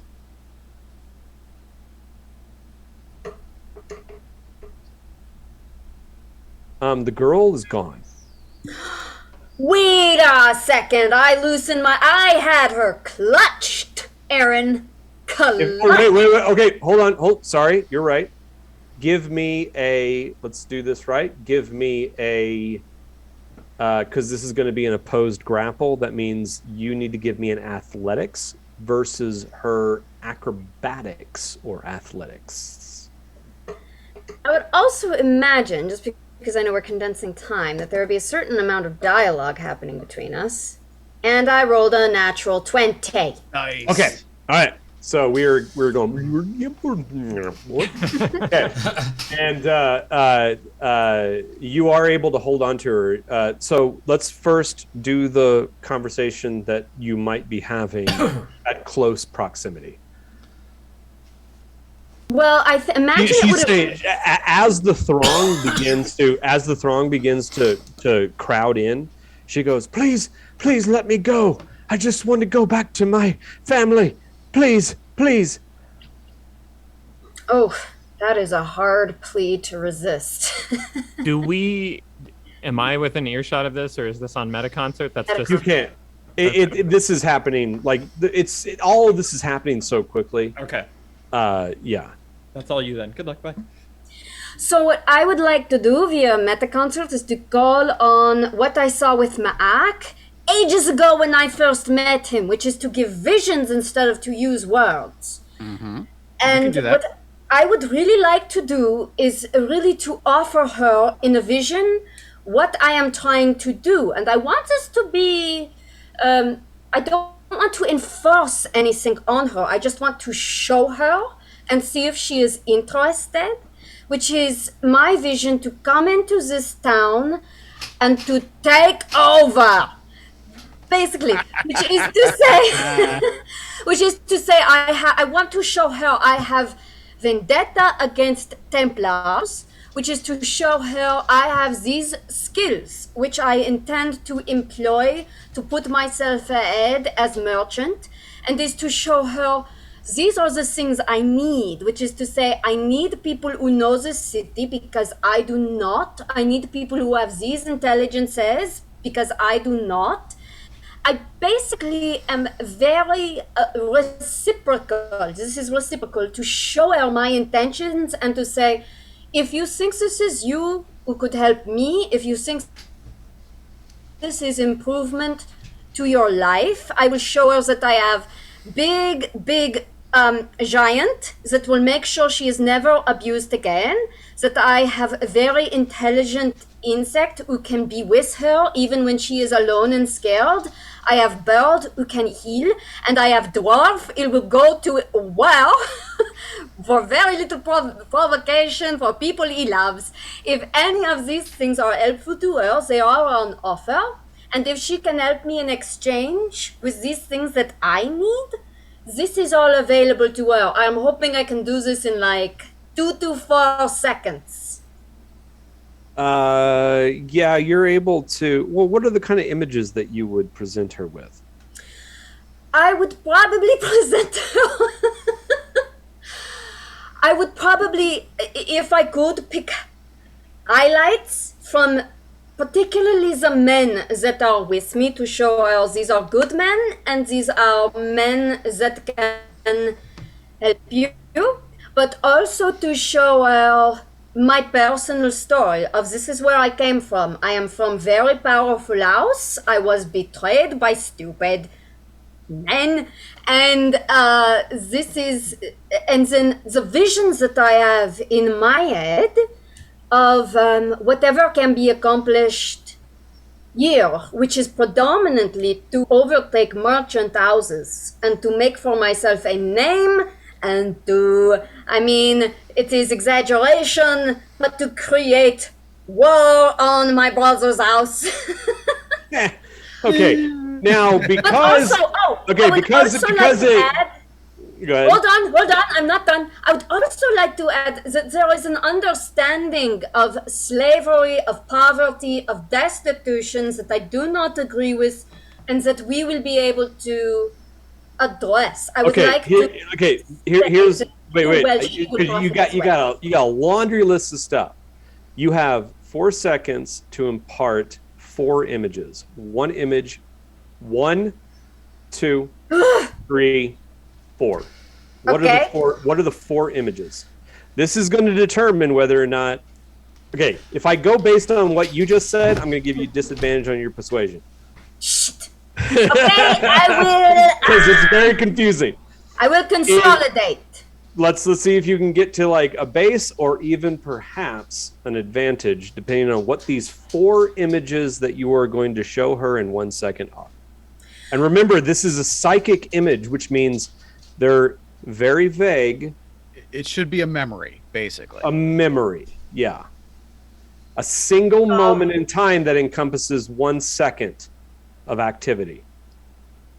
So perhaps in the first second, I would like to show her what I can do. That I am master poisoner. Wait. What is the actual image you're showing her? The actual image I would like to show her is my father saying to me, "Congratulations, you killed him."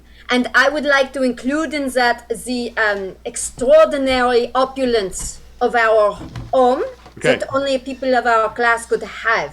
So she So knows what's going to come out is the image of your father putting his arms on your shoulder and saying, with a big smile, "You killed him." And then you see the opulence of the house. That's as much as you can get in 1 second. Okay. The other image that I would like to share with her would probably my moment of greatest distress surrounding fighting off the Templars to be free. Is the Templars, I would like to see an image of the Templars coming at me and my emotional experience of I have to fight these bastards to survive. Okay, so and this is in Uruk when you were escaping. Correct? Okay. That's a simple one. Imparts very clearly. Okay. The first one is you get like when you impart that first memory, she looks at you with like kind of confusion. The second one, she softens. Third image is going to be me dehydrated, scared to death, absolutely lost and afraid, and I will see Ma'ak and Crocus and Cha'ar and Geza fighting to keep all of us safe, and the comfort and trust and hope that I have in their unique abilities. and this is out in the desert. The Okay. moment I knew that this group of people would keep me safe. Okay. And fourth? Fourth is going to be me approaching these gates and seeing a city and this knowledge, I can do this. I know exactly what I need to do. I know what my purpose is and I know how to do it. This is what I have trained for and I have everything that I need with me right now. Okay. That will be the first. I'm going to give you an even persuasion check. Because the first image she's very confused by, you can tell. The second two image present a sense of community and caring. The fourth one, again, she's slightly confused by what she's experiencing and seeing because she doesn't know exactly how that translates to her experience. But the middle two ones, it translated very well. So standard persuasion check. Come on. You can do It's it. no good. It is an 8. Can you give yourself +4 or plus D4? Do you have inspiration? So I am inspired. Can I inspire myself? Yeah. Okay, here we go. Might be able to at least get it to where she It is even, lukewarm. yeah. The whole point of this roll is to determine whether or not you can sway her from apprehensive to open. I'm struggling with technology. Here we go. Go. Oh, I made it a 11. An 11. The response you get is, "I don't know, miss. I think I need to go. Please Please, can I just go? I will say it is your choice. But come find me if you reconsider, and I will physically let her go. When you say me, the surface thoughts that come, because these surface thoughts are translated through everybody, right? Ma? They probably would be. Or do they Anyone go in to the you? metaconcert Would this you. be information that comes to you I specifically? think Ma'ak is listening in. I think that's fair. Well, I would assume you are because you're the one that's maintaining all Right. of the metaconcert, right? Mm-hmm. Yeah. It's my concentration keeping it up. So the last surface thought that you get is her name comes through.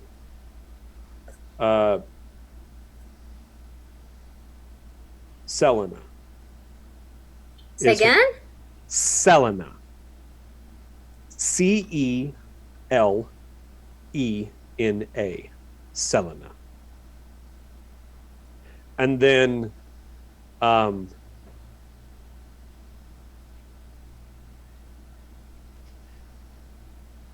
you have an image inside your head, Ma'ak,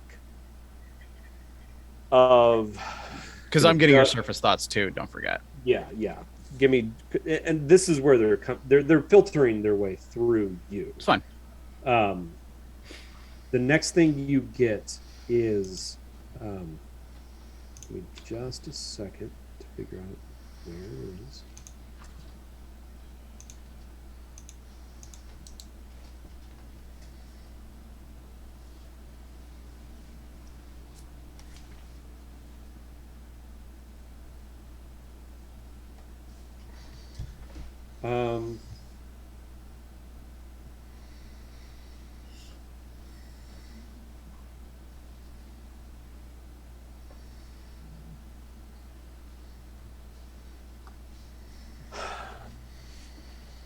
You see the image of a wine shop inside your mind.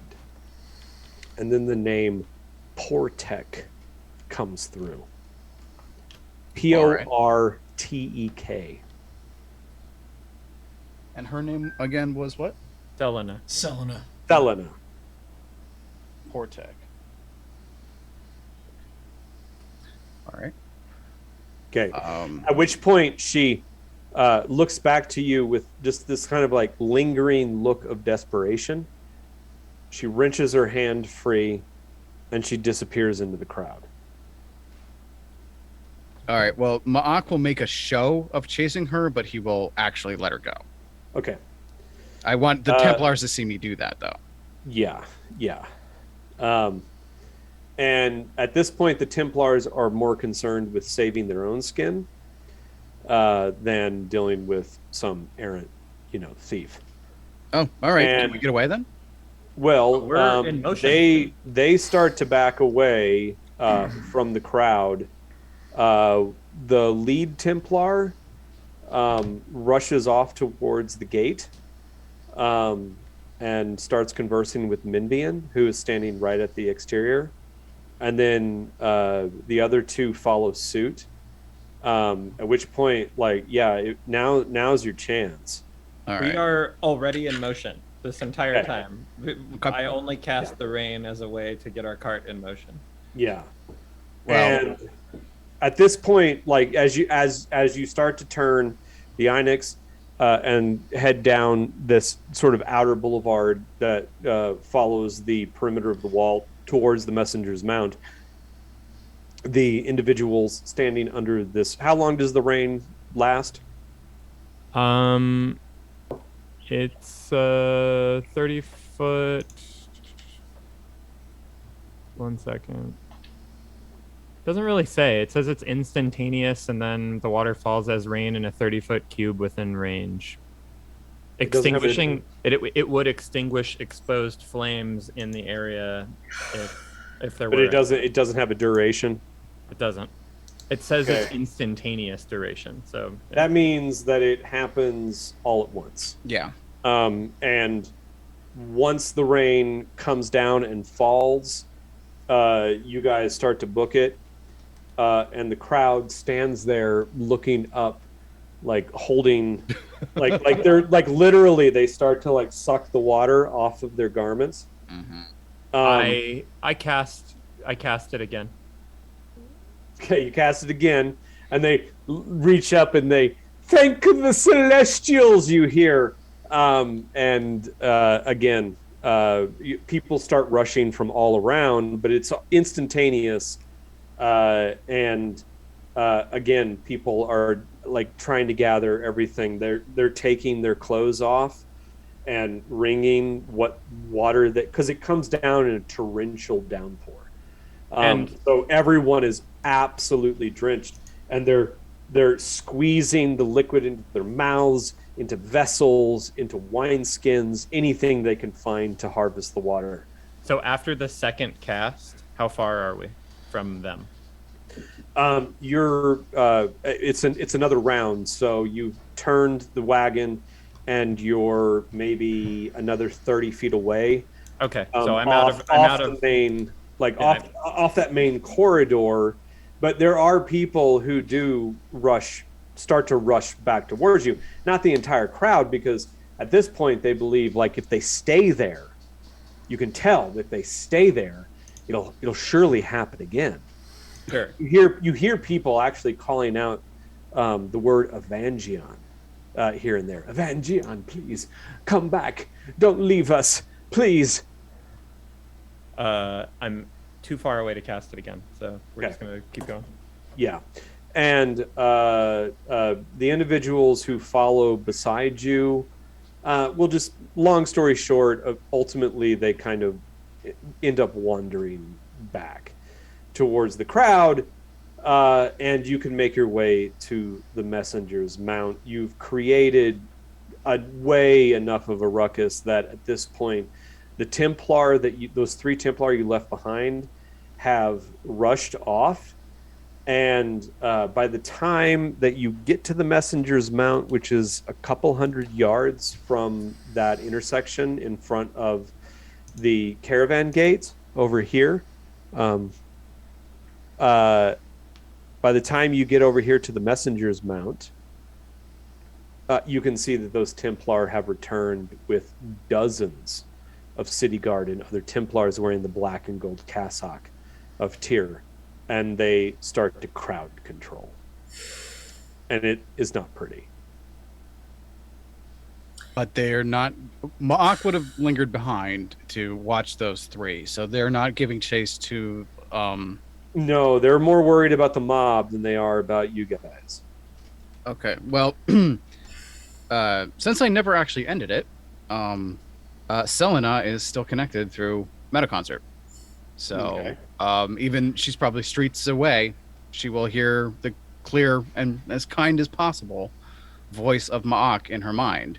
Says, Selena, just know, I am still here with you. The Templars have not given chase. I believe that you are safe. When you wish, seek us again. And I will share with her an image of the messenger's mouth. I would also like to say that what she stole is hers. What she stole is ours. We should give it back to her. Yeah, are we still all connected? Can she hear all of us? Yeah. If you want, you can share. Then yeah, I would say beyond being safe from the Templar, we have food. We can give you food, water, whatever you need. Okay, I'll give you guys, you choose who you want to roll. But advantage on a persuasion. Not me. Yeah, I think it's Desi. Mikey Desi. You Yeah, can but follow I up do- what Ma'ak and I say with whatever you want to say. Yeah, what I want to say is what you stole is yours. You rightfully stole it. But she has none of it. Right. now. I rolled a 20. A 20. Nice. But we have what she stole. I would like her to have it. She says,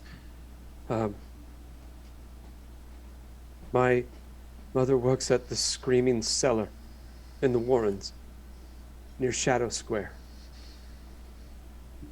If you're so kind, as you say, bring the ceramic there. And then she doesn't say any more. you will be seeing us there. Do you wish me to maintain contact with her, or should I return her privacy to her? Just tell her, pass on Gezo's message. And She heard it. I mean, so let her- you can. She's still contacted. So right at this point, like distance doesn't matter. She's just on the other end of the line. Yeah. Yeah. So She just can be free to thank her you, own and thing. guys, and let it go. Let her be. Let her be. As you wish. I will end it with her and Rhea. I'll try to find Cha'ar, but it might be hard. So for now, Cha'ar I will think find we'll us just, when Cha'ar wants to be found. yeah. For now, let's focus on getting these people out of the hold before they suffocate. Char And that told might be a us- good time to take a break. Yeah.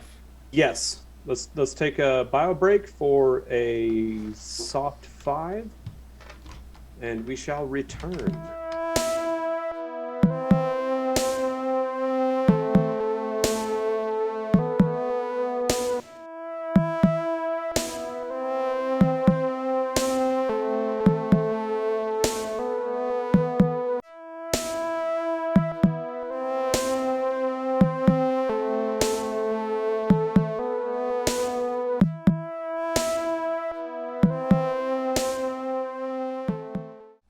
Okay, we are back, and the caravan has turned the corner away from the caravan gate and is heading towards the messenger's mount. Geza has just cast a second instance of his rain spell, causing an even greater throng or mob to press into that small group, diverting the attention of the Templar, who have now basically called out a host of other city guards and Templars to try to do crowd control, giving you a chance to get to the messenger's mount. As you look back, all of you can't help but think maybe you made the situation worse in this particular moment. You're not sure. I'm speaking on the Meta concert on this, like now. I'm like, I understand what you were trying to do, Desi, but I think we could have waited to insert ourselves into that, and we are causing harm here. And I'm not comfortable. I may have made myself a target as Ma'ak feared, but I thought it might be the only way to get us out and to get my delivery delivered. We can't be discovered with this artifact. Whatever it is, the Templars can't have it. We need to be careful for now. I'm going to be a bit reactive and say I was entirely in control of that situation. He would have searched us, there would have been nothing, he would have been publicly humiliated. This was a problem of like 3-5 stories crashing together at once. We were not working in concert, we need to work together to support each other and what each other is doing. I totally support what you are doing. I Desi, do. You made a couple of rash decisions that were getting us in trouble directly. You took ownership I of made this a couple girl. of rash decisions, You took monsieur. I'm owner- going to stand on top of the caravan and offer my healing capabilities when I was an intelligent bird before. Yes. I was under control in this situation. Perhaps I can finish my sentence. You took ownership of a girl who I think they witnessed stealing. You were trying to persuade them that their eyes tricked them. I don't think that's going to work. I want to be very clear with you about who I am. I am a liar and a manipulator and a storyteller. What I will do is get in front of large groups of people and manipulate situations so they favor me. And I could have done it in that situation if I hadn't been interrupted. It doesn't matter if they saw her. Let me tell you, the truth doesn't matter. What matters is the story. And I was about to tell a story that undermines the Templars in front of hundreds of people. Now, I want to say, I don't think all is lost. And I think we can use the situation to our advantage. I understand what you are trying to do, and I appreciate it. I just think we have to get on the same page from now on. If the page is that I wait to see how your gamble plays out, then I'm certainly willing to watch that happen. But Who's on the wagon right now? Who's on top of the wagon right now? Ma'ak was, Oh, wait, but he Ma'ak doesn't jumped like up. riding, so he'd probably get off. so I when don't he need started to be move. carried anymore, so I'll fly back. Anybody on? So is there anybody on the wagon? Probably Char. He's slow, so. No, Char's gone. Our got off. No, Char's Oh. gone, but maybe Crocus? Or Desi's probably sitting on the Crocus wagon was for sure, carrying right? me, so I would have to jump back. Oh. Well, Ma'ak was the closest. He was on top for a while. Anyway. Okay, so Mock is on. Is that it? But nobody is actually on the wagon at this point. I mean, there were attendants and shit too. I don't know whose job it was to do. Yeah. what. Okay. We're gonna go by a couple of them. This.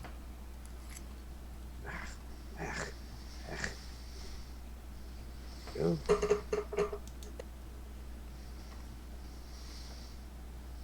Okay.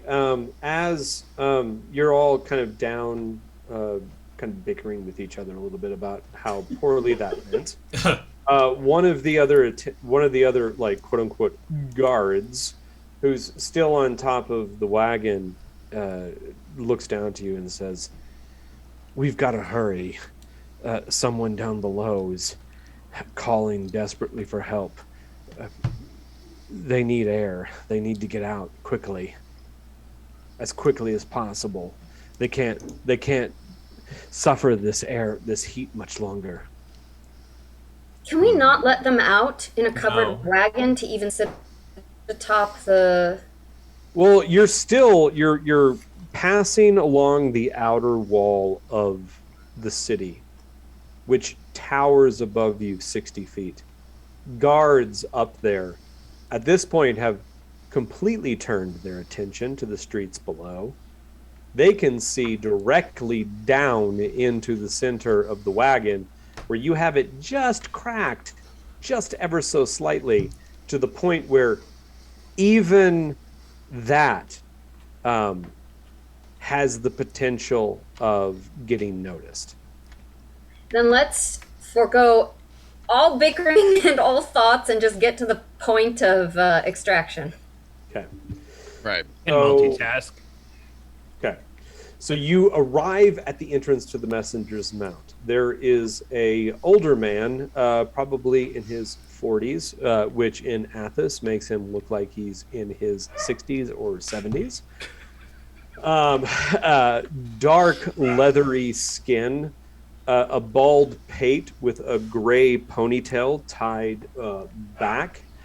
Human, stands roughly 5'10", chiseled features, dark lines, a deep black goatee, and mustache runs down behind gray hair. He wears a simple tunic embellished with hand-painted geometric motifs, much like what you saw painted on the facades of the buildings in the Caravan Way. And his arms are crossed in front of a large double-door wooden Agafari gate of pale blue wood. And as you approach in your Inex drawn wagon, he spits to the ground and walks forward and says, "Where you think you're going?" I'm geographically confused.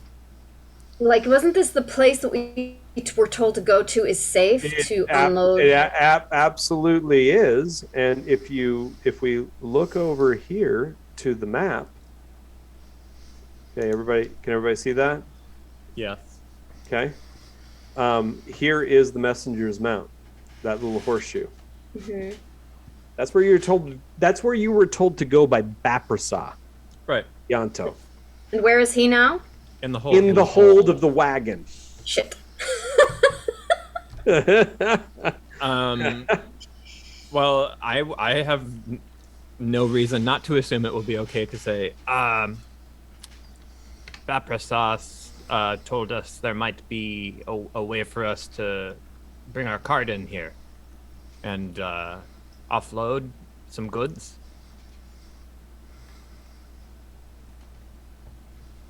Who told you what now? Baprasa? Perhaps you know him as Bap? You mean that son of Yanto? I don't think they're too fond of him, but that's the one. He told you you could bring your Einix drawn wagon to the messenger's mount. We Yeah. just met him. He said In- this is where we could unload. In the desert. We don't take anything larger than a crodlu. So, I suggest you've got one of two options. Either you find your patron and you house your beast and your cargo with him or them, or you ditch that Einix and you pull your wagon in without it. We don't take those beasts. We don't have the space for them. While he's still speaking, I'm unhooking the Einix. And I pat them on the butt. I'm like, here we go. Craucus, can you start dragging this cart in? As you go, he goes, "Hold up there." Oh, is there a problem? I'm really following whatever. The direction. problem is you haven't put any coin in my hand. And what would suffice? Well, what is it you're trying to do here? I've seen what trouble you've caused down the street. We just need to unload, monsieur. And we're happy to share. Unload what? Exactly. Well, we have casks of wine, we have dried goods, we have very fine silk, undyed. Okay, well, if you can get your half-giant there to pull the cart in and release your Einix, which is going to be up to you to figure out what the fuck to do with it out here on the street, I'm sure. then I'll gladly house your wagon for the time being for 5 ceramic pieces. I will happily pay you 5 ceramic pieces, now that I know they are not worth much. I mean, they are worth. They are. They're worth quite a bit. They're not worth what I thought they were worth. Well, I feel they were so gold rich pieces. now. wait. Think about it this way: 1 ceramic piece Is can silver. give you. It's like $10. Yeah, it's like it can give you a modest lifestyle for a day for a single person. 1 ceramic piece can give a single person a modest lifestyle for a single day. So, yeah, that's like 5 days hotel room. In New York City. I will tell him I will give you 3 and I will stay here with the Einix to keep you company. Everyone go in and unload. Nah, 5. You offend me so. Well, It's 5, Oh. or you can find your way back out into the desert. I have a proposition. Perhaps you have use of this cart, because after we unload it, we don't. Where are we going to put our goods that we have stolen? Stop helping. I don't need a cart. Well, Need a cart? wait a second. Okay, Mark wait, will step up. Yeah. Okay. Go ahead. Livery owner. I am the bringer of friends from the Hellbreaker pack. I have slain many brave warriors, and I have hunted many fearsome creatures, including howlers and worm. We would have your services, and we would have your discretion. For 5 copper pieces, you will see nothing. Or sorry, for 5 ceramic pieces, you will see nothing. And you will ask us no more questions. And I will pull 5 ceramic bits out of that bag of mine. Well, you pull those 5 ceramic bits, and he says, And I will hold them as if I'm waiting for an answer. He says to you, Honorable Thrycreen, I know your people. I know them well. And I honor them. I know that your people are people of their word. But, I have to say, 5 ceramic pieces are only worth me opening this door. I'm going to have a little bit more for your word.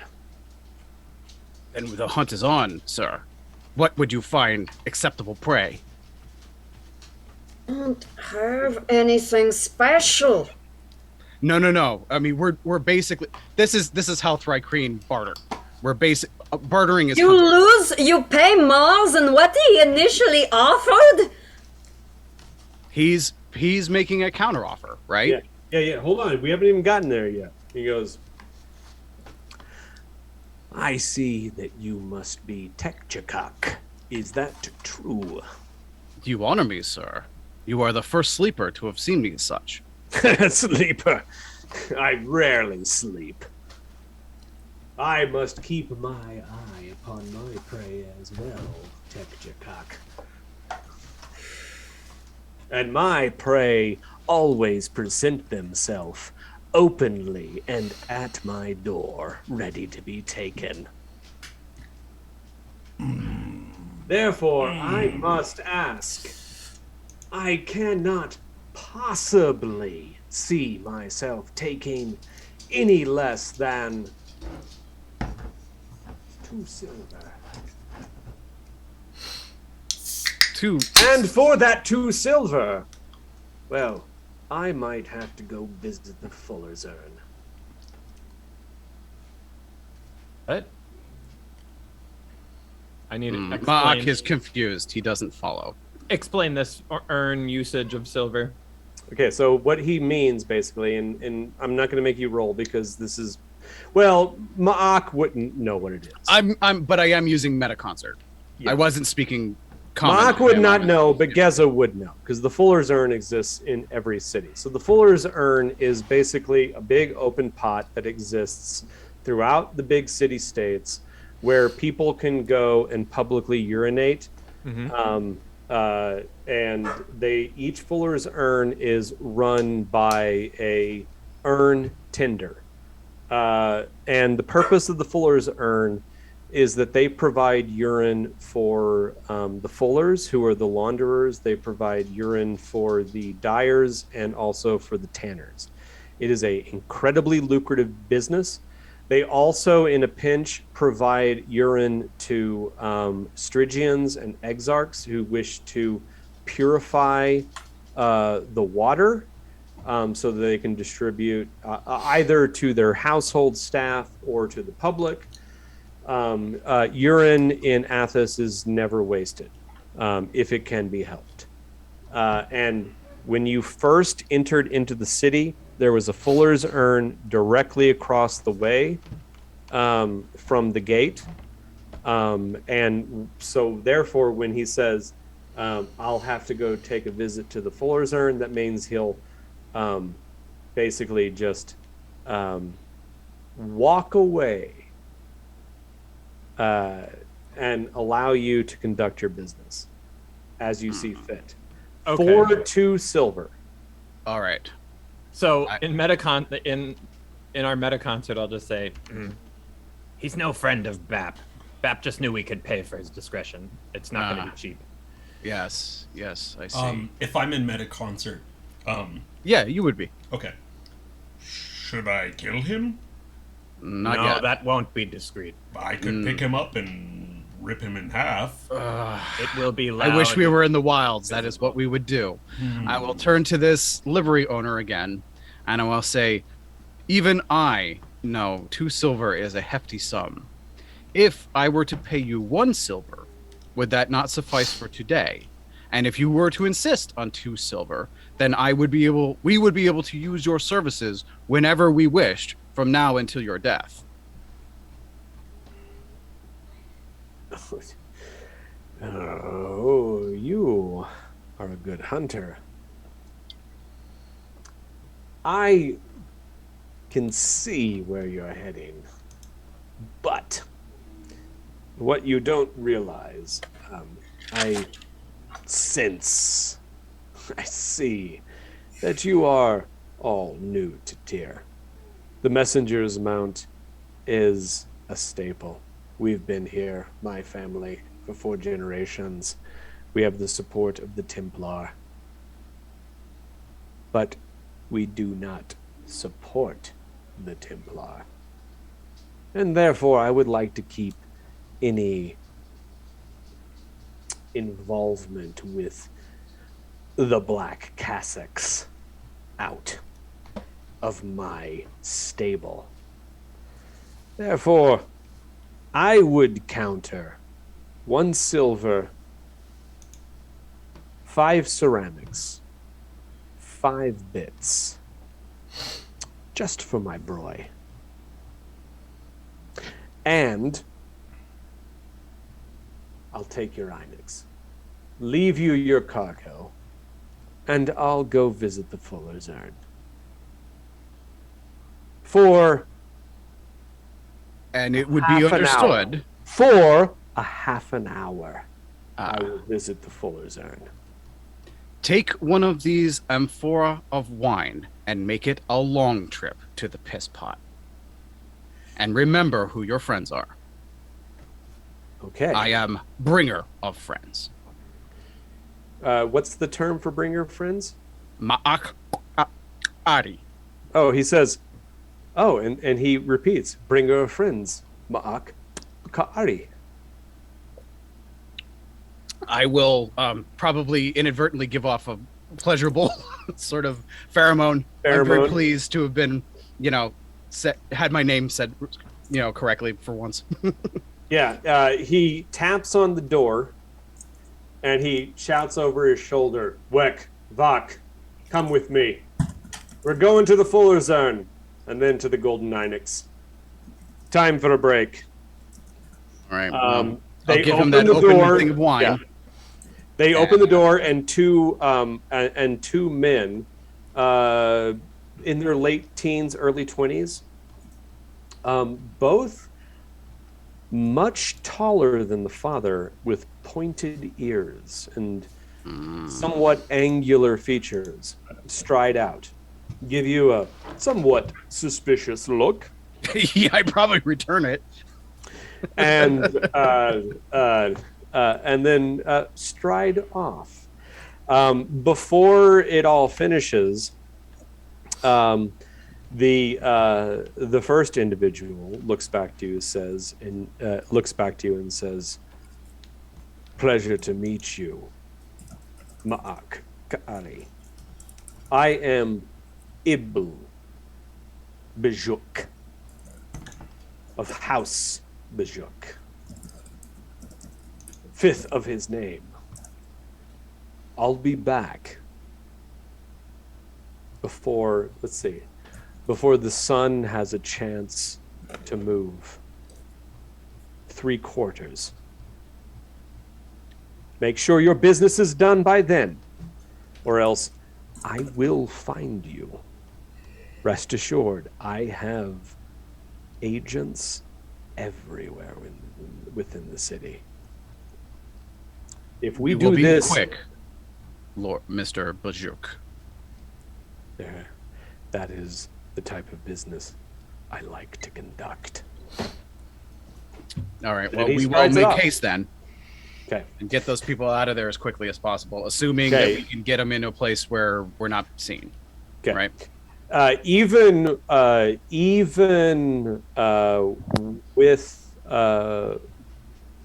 Craucus, it takes a couple more of you to get that wagon, now untethered by the Inex, into the stable because of how heavy that fucking wagon is. And as soon as you get in it, you can close the doors and pop that top off. And we are now going to make some rolls. Because we had cat rolls. Yeah, we had Baprasa Ianto, and I think there were. Does anybody else remember exactly how many individuals were inside? It was 10? a dozen. Yeah. It's like a dozen. Yeah, around that at least. Yeah, probably 10 or 12. I have a bookkeeping question. Okay. I had a list, the total inventory of the cart, but when Ma'ak gave wine amphora to the giants, do you know how many that was? 7. It was 7 to the Wyans, and half of the one Crocus drank Right, I got just that. went to this dude. So Okay. Oh, you gave him a half drunk one? the one Crocus started to drink, and then we took it away from him. Yeah, it was already open, so I figured give him that one. Oh, okay. So that leaves us with 4 then. Okay. 4 unopened ones, right? 4 unopened wine amphoras. You've got your And silk. then, and the silk. How much silk did the guy take? Because I didn't mark that off either at the gate. I'll check shit. later. It was a couple bolts. I don't remember. I'll have to check. I think it was like maybe 3 or 4 bolts of silk. Yeah, I'm just gonna Maybe say in 4. silk, 6? I know it was. But we could go back because we went through all of that. I'll go back because we're going to have 2 weeks now between this and the next one. So I can go back and look through all that and figure out exactly what inventory you have left. I think I've got it now. Yeah. Okay. So, However, the silver piece. Did you have a silver piece on you, or are we taking that from the lockbox, Ma'ak, that you just paid this man? I had one. I gave him one of Bap's actually. Okay. Hell yeah. Cool. All right. Just making sure I didn't need to take that out of the lockbox. I mean, Bap's the one who sent us here. Sorry. Yeah, you fucked up, Bap. There goes your silver. All right. I just want to make sure that I'm not negligent on any other bookkeeping. Go for it. okay.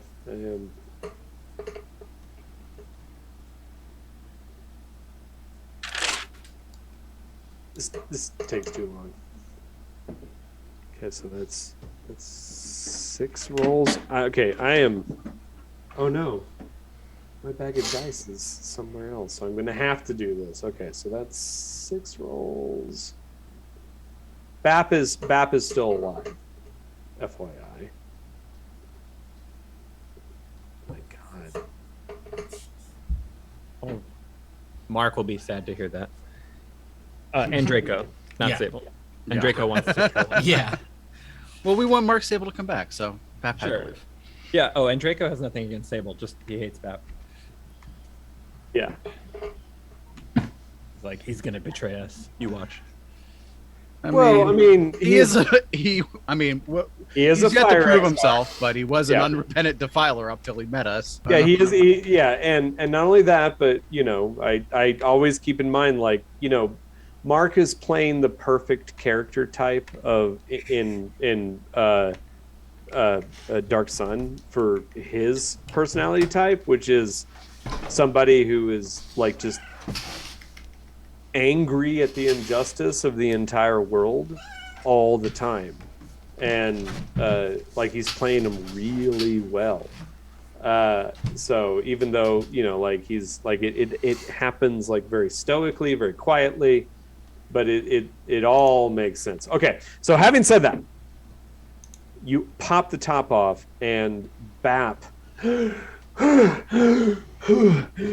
emerges, and you can just see he's utterly drenched in sweat. I mean, you're all sweating. It's 140 degrees out in the sun right now. Here underneath the inside the stable, where the walls are several feet thick of stone and mud, the temperature maybe is around 110 degrees, still stifling hot, but so much less than outside. Another thing, we always got to keep in mind, the people of Athos have evolved to deal with the oppressive heat of the Athasian sun. So for you, 100 degrees, 110 degrees is kind of balmy to a certain extent. unless you're human, and there's no humans here. Humans. Sorry, I've been watching Deep Space Nine over the Humans, yeah. Human. And but having said that, Bap emerges, and then he just collapses backwards, and you literally have to drag him out of the hold. And the rest of the individuals down below, you have to do the same. They have dehydrated to the point where you're probably going to have to use up the rest of the water you have in the casks on your wagon. That's okay. Well, the ones that are unconscious will, try to wake them up so they can drink. But otherwise, everybody else, we give them, water skins, and between Kraukus and I, hopefully we can kind of haul them out of there and put them down. To pick up a person for me is nothing. I just reach in and start picking them out and slopping them underneath the cart so they can get some shade. There are 5 individuals who are unconscious, and there are 3 individuals you think are unconscious when you first pull them out. They never wake up.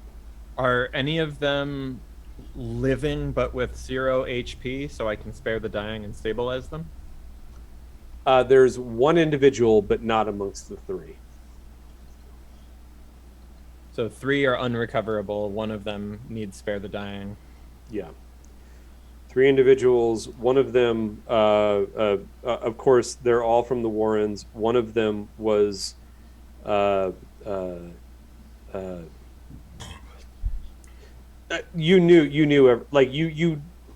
learned the story of all of them, and you know who they are at this point, and you realize the trauma that it will cause. They leave behind families, small businesses, parents who depended upon them in the Warrens.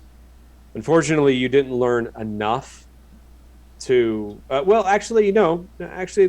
not make that assumption.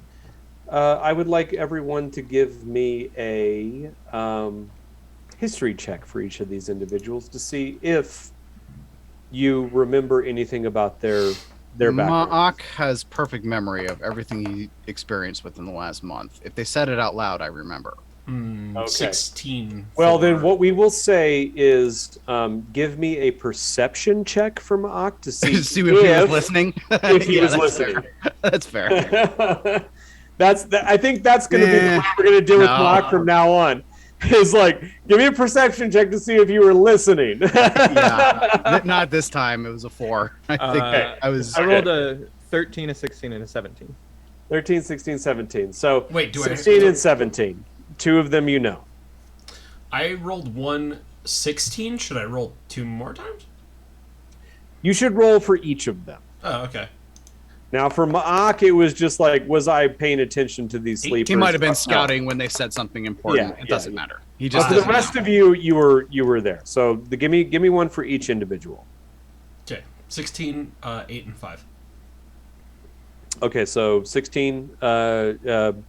You probably cross over with the 16 that Geza rolled, and then for Desi. Desi is got nothing. Okay, so there's one individual that none of you just don't remember, and you realize now because that particular individual was really quiet and really only spoke up when you were taking the tally back in the Rocky Barrens of who wanted to return to the city.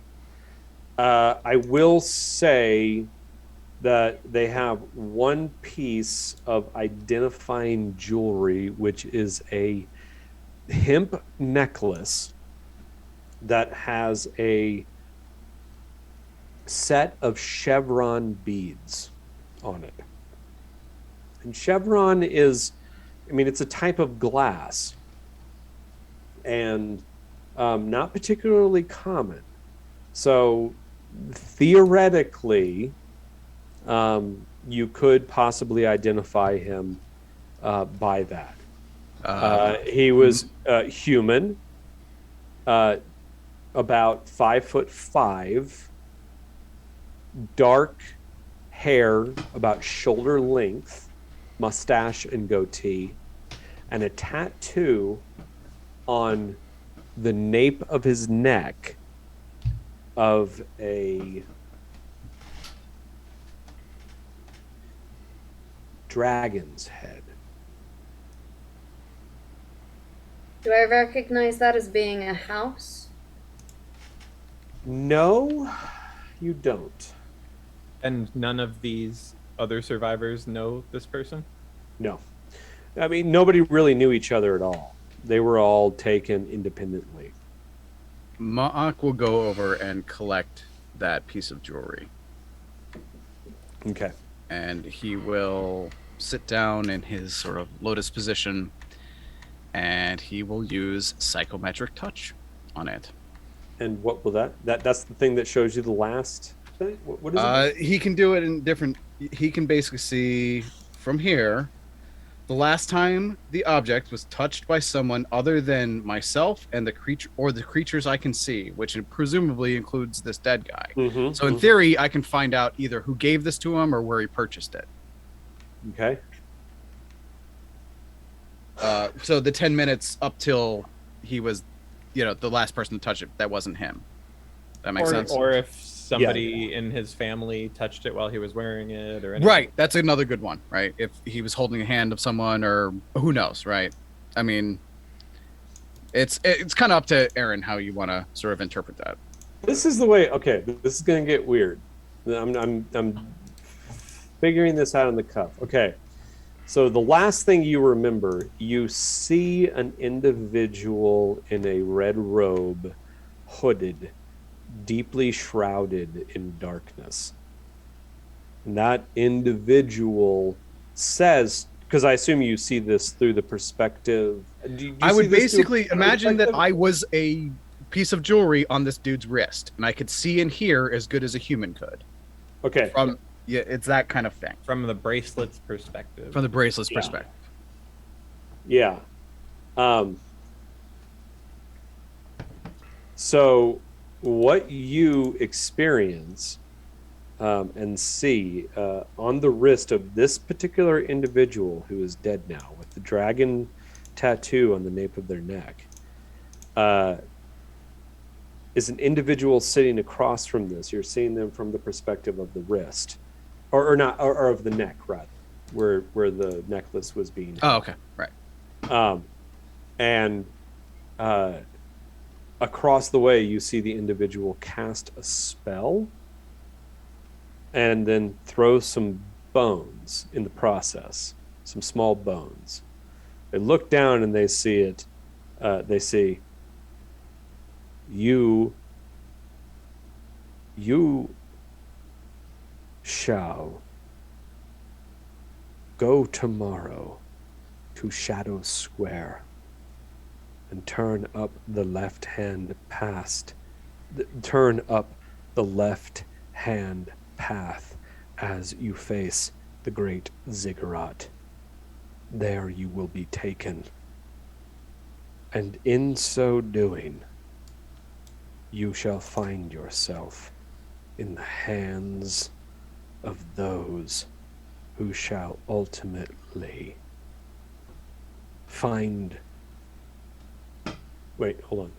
you shall find yourself in the hands of those who hold that which shall reshape all of Athos.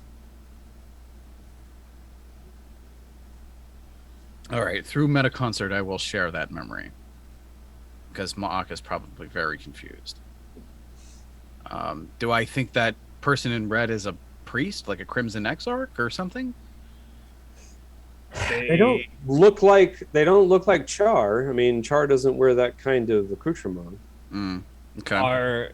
They were doing augury though. Is that only done by exarchs? Not necessarily. Defilers and preservers are known to partake in the divination arts as well.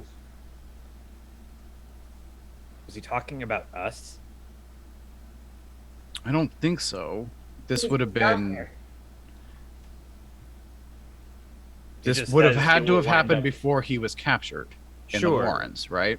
And he was warned he would be captured, and that It he would sounds- wind up in the hands of those that would change the world, change Athos. Athens. It almost sounds like there's a resistance. It does, and it sounds like he went into bondage intentionally, or perhaps it was out of his hands. I don't know. Or undercover. Could it be that he was trying to strike against House Ianto and the Yonti? Or could they not know about that at all? It could be because what were the directions that he was Go given? to Shadow To Square, turn face the ziggurat, left and of go the down the left ziggurat. path. And there you'll be taken by those who will change. Yeah, but we don't know anything else than that. I mean, and that's all we're going to get out of it. He said, "You will be taken and find yourself in the hands of those who shall change Athos or reshape Athos or whatever it was I said, but not the individuals he is taken by, but Right. you'll be taken and find yourself within the hands of those who will reshape Athos." That's us. I think It is now. Crocus speaks the truth. I do agree, and that's very specific language. The people who took him, we took him from. He's Yes. talking about us. Yeah. Oh, I'm very big. I am absolutely going to reshape Athos. I believe you. It is actually Desi's name, What? Reshaper? the changer of cycles. Yeah. Give me a perception, Ma'ak, because you're the one who took the necklace, right? Yeah, The chevron necklace. Give me a Sure perception thing. check. that is a 14. 14. You hold the necklace up and look at it, and there are these shapes inside the chevron beads, these little beads. They're about a half an inch long and about a quarter inch round. And they're multicolored, layered glass. And when you hold it up, you can see there's like an image in there. It's too small, however, for you to perceive. Is there a window? Is there sun shining in any of these? Yeah, there's windows from the second story that has some ambient light coming in. Okay, but Ma'ak even will- holding it. Go ahead. Ma'ak will try to position himself so that he can get sunlight to shine through the gems onto the floor and see if it'll Ooh. expand. Ooh, that's interesting. Give me a.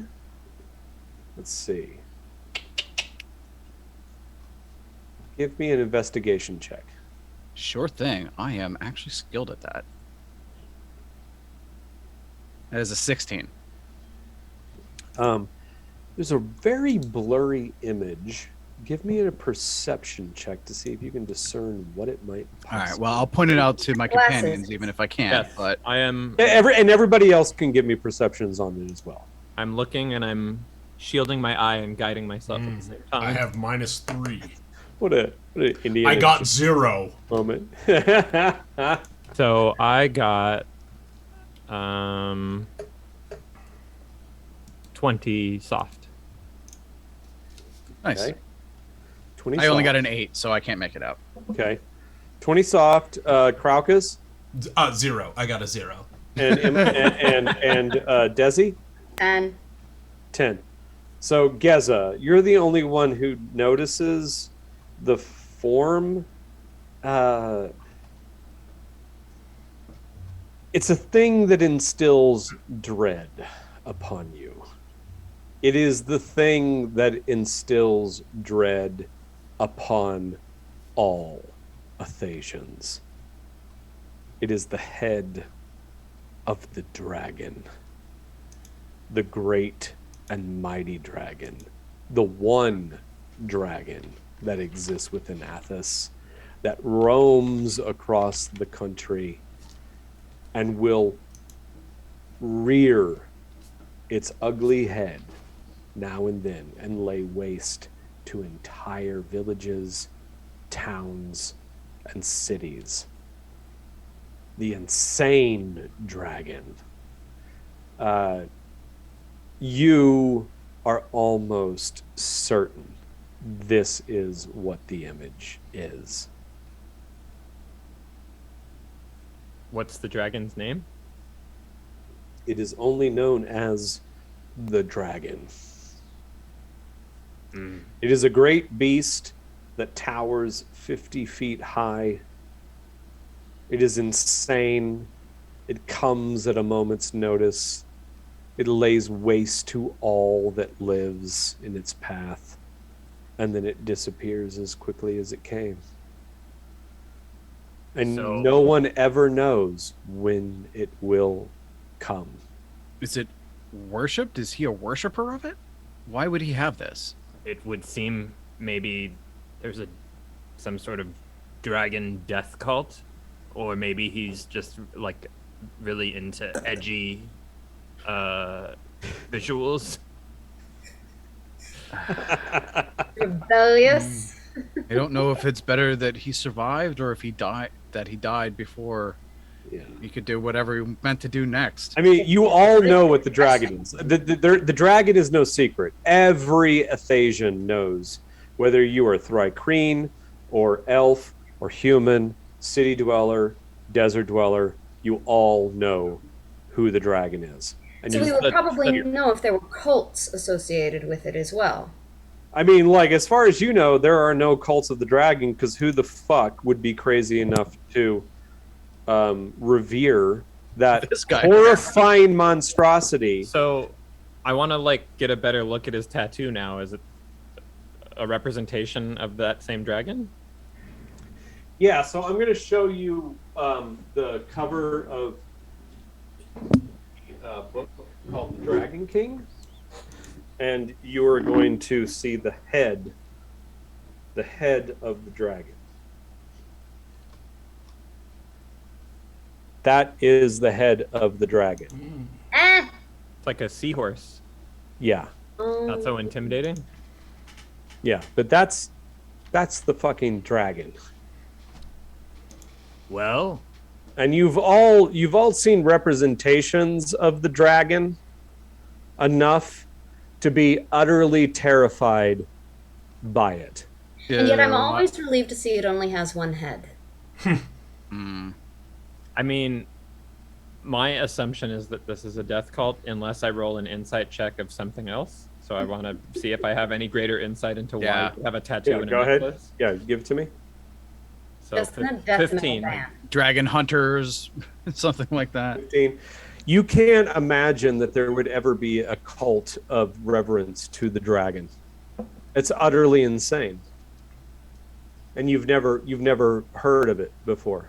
I wouldn't why- have heard of anything during like the back alleys and the back alleys, dark slums, underworld that I've been in cities. Even in the slums and dark alleys and backways and byways of Uruk, there's no one insane enough to revere the dragon.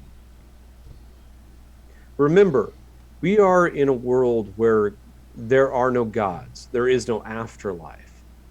There are no powers who supposedly can give you eternal life. And therefore, the idea that anyone revere the dragon is an absolute absurdity to you. So I've got nothing on that. I'm just like, It's all that you get is a pit in your stomach. That anyone would tattoo the dragon's visage. Well, it's not a tattoo.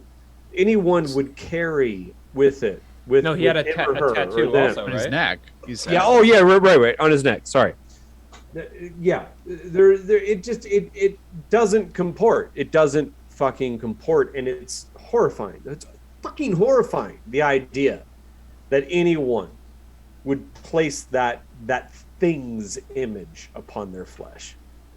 Does it, now seeing it, strike any memories in me? Give me your check. All right, I'll spend the point. Okay. Yeah, I'm happy to. Let's see. A 19 or a 13. So 19. 19. No. It Well, doesn't. that's probably a blessing. All right. So we had 3 50-gallon barrels of water on the cart. How much of that is expended rehydrating these people? Well, I mean, even 50 gallons is probably more than those individuals can drink without killing themselves. And you actually have to stop them from gorging themselves. They probably all drink a gallon each, right? Yeah. Okay. So, you still have the majority of your water left. Say 2.6 barrels. The point is, at this point, you're in the city, and your water. I mean, like, as long as you're. Well, Desi would know this, and Geza. Well, Geza, Desi, and Crocus would know this because this is common amongst all of the city-states. At this point, the water has value during the day, but unless you really want to, manage that, the city has the morning free wells. So there are wells throughout the city, same as Nibene, same as Uruk, where you can go between dawn and mid-morning, and you can get a gallon. You basically can get your fill Okay. each day. You just have to make sure that you get there on time and that they don't close the well. Like if you get in the line and it's too long, and then midday comes, and those are things you have to keep in mind. Then you bribe the Templars, and they, bribe the Templars, do what you need. So the point now is like you've managed to unload what's left of those individuals you smuggled back into the city. There are 3 individuals who are dead, and you're not quite sure what to do with them. Feed them to Mac. none of them are elves, are they? Yeah, I mean, is that an option? Ooh, let's see if any of them are elves. It's unlikely because elves just wouldn't be caught dead in the Warrens, so it's going to be a really high difficulty. But we shall see.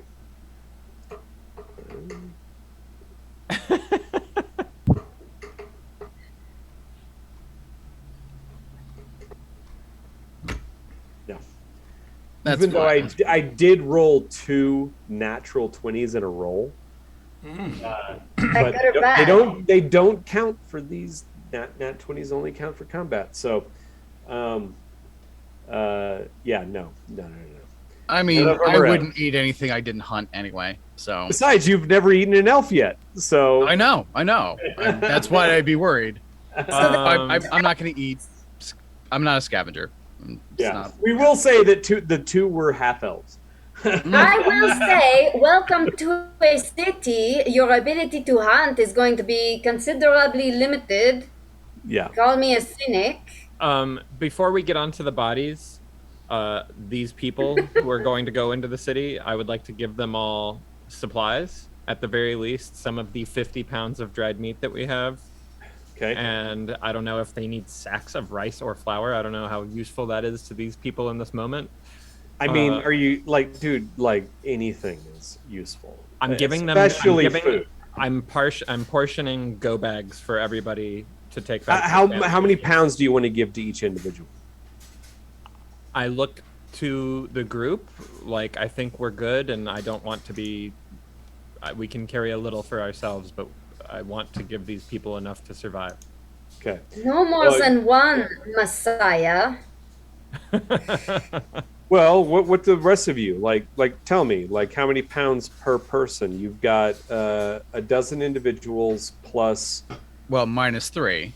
-3 plus plus 6 plus for the guards. individual, Right. the 6 who were your guards. Right. So you've got 15.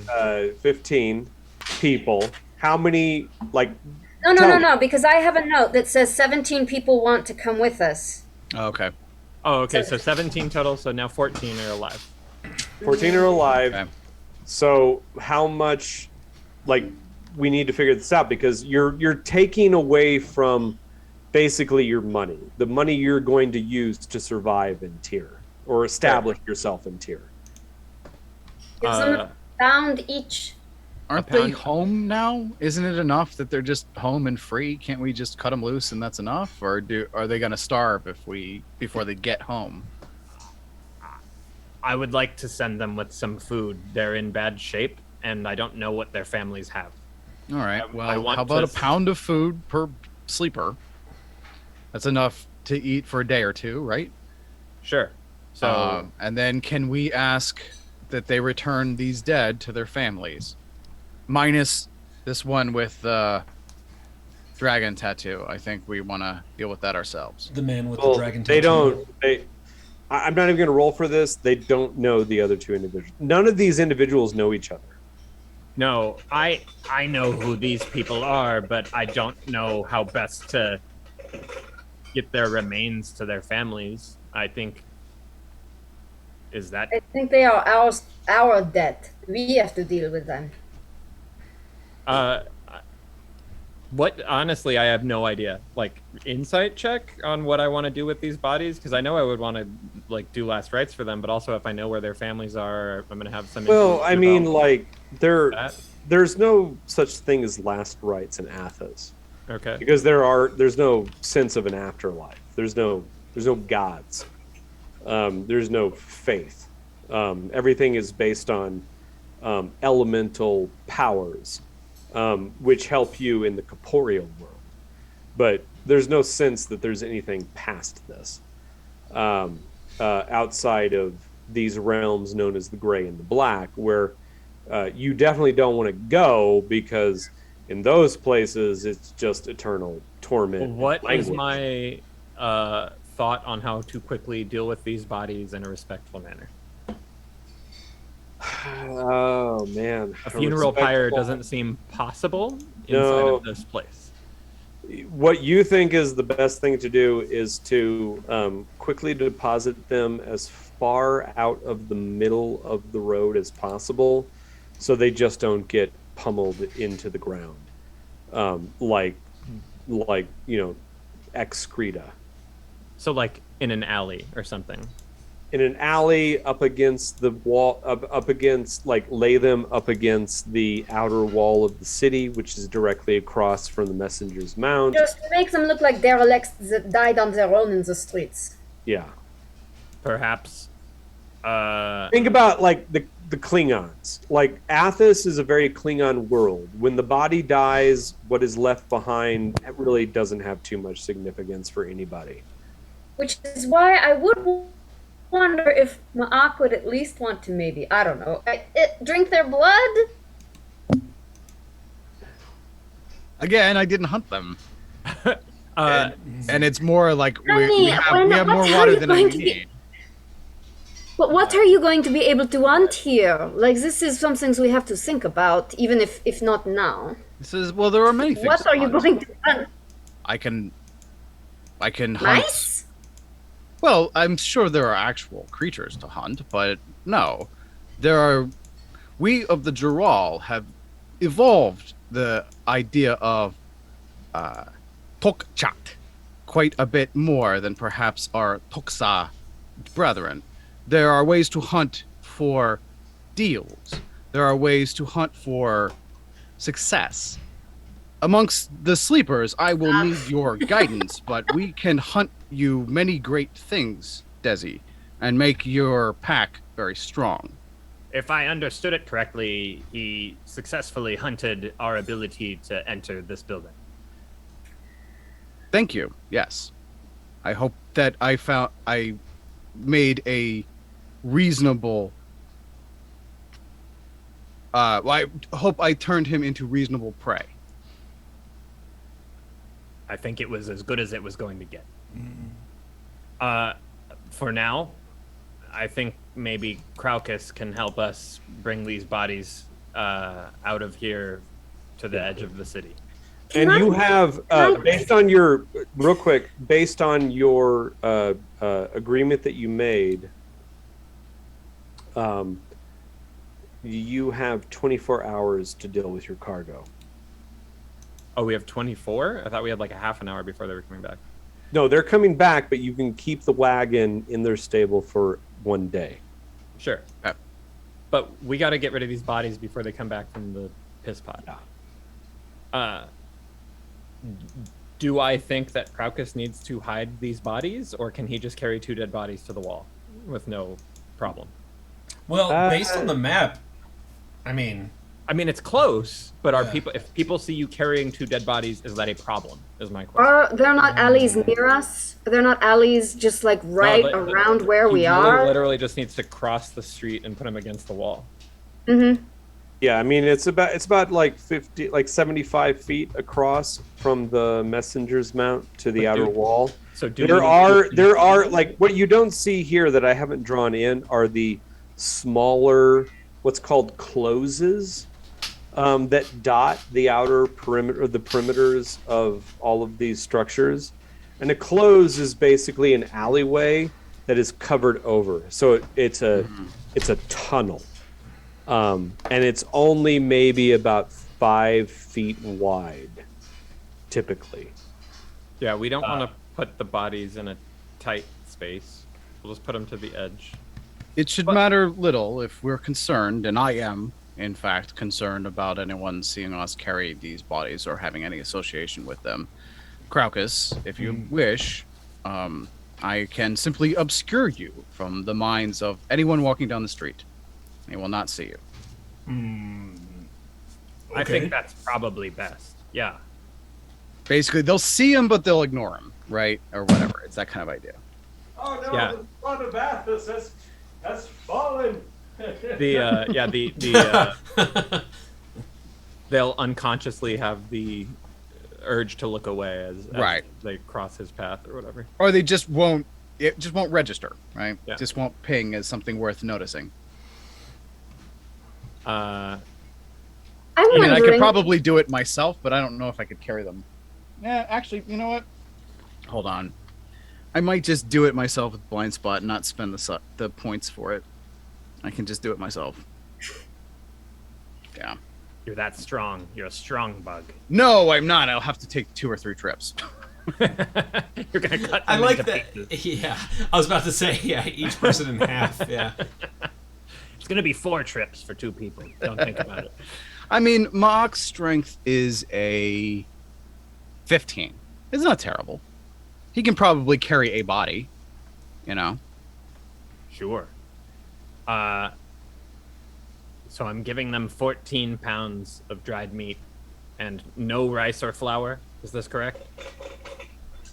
Yeah, I'm wondering if you are going to be a messiah or anything like that, if maybe putting on these portions you are giving to people, maybe you have an emblem, maybe you have a sign, maybe you differentiate yourself with some marking.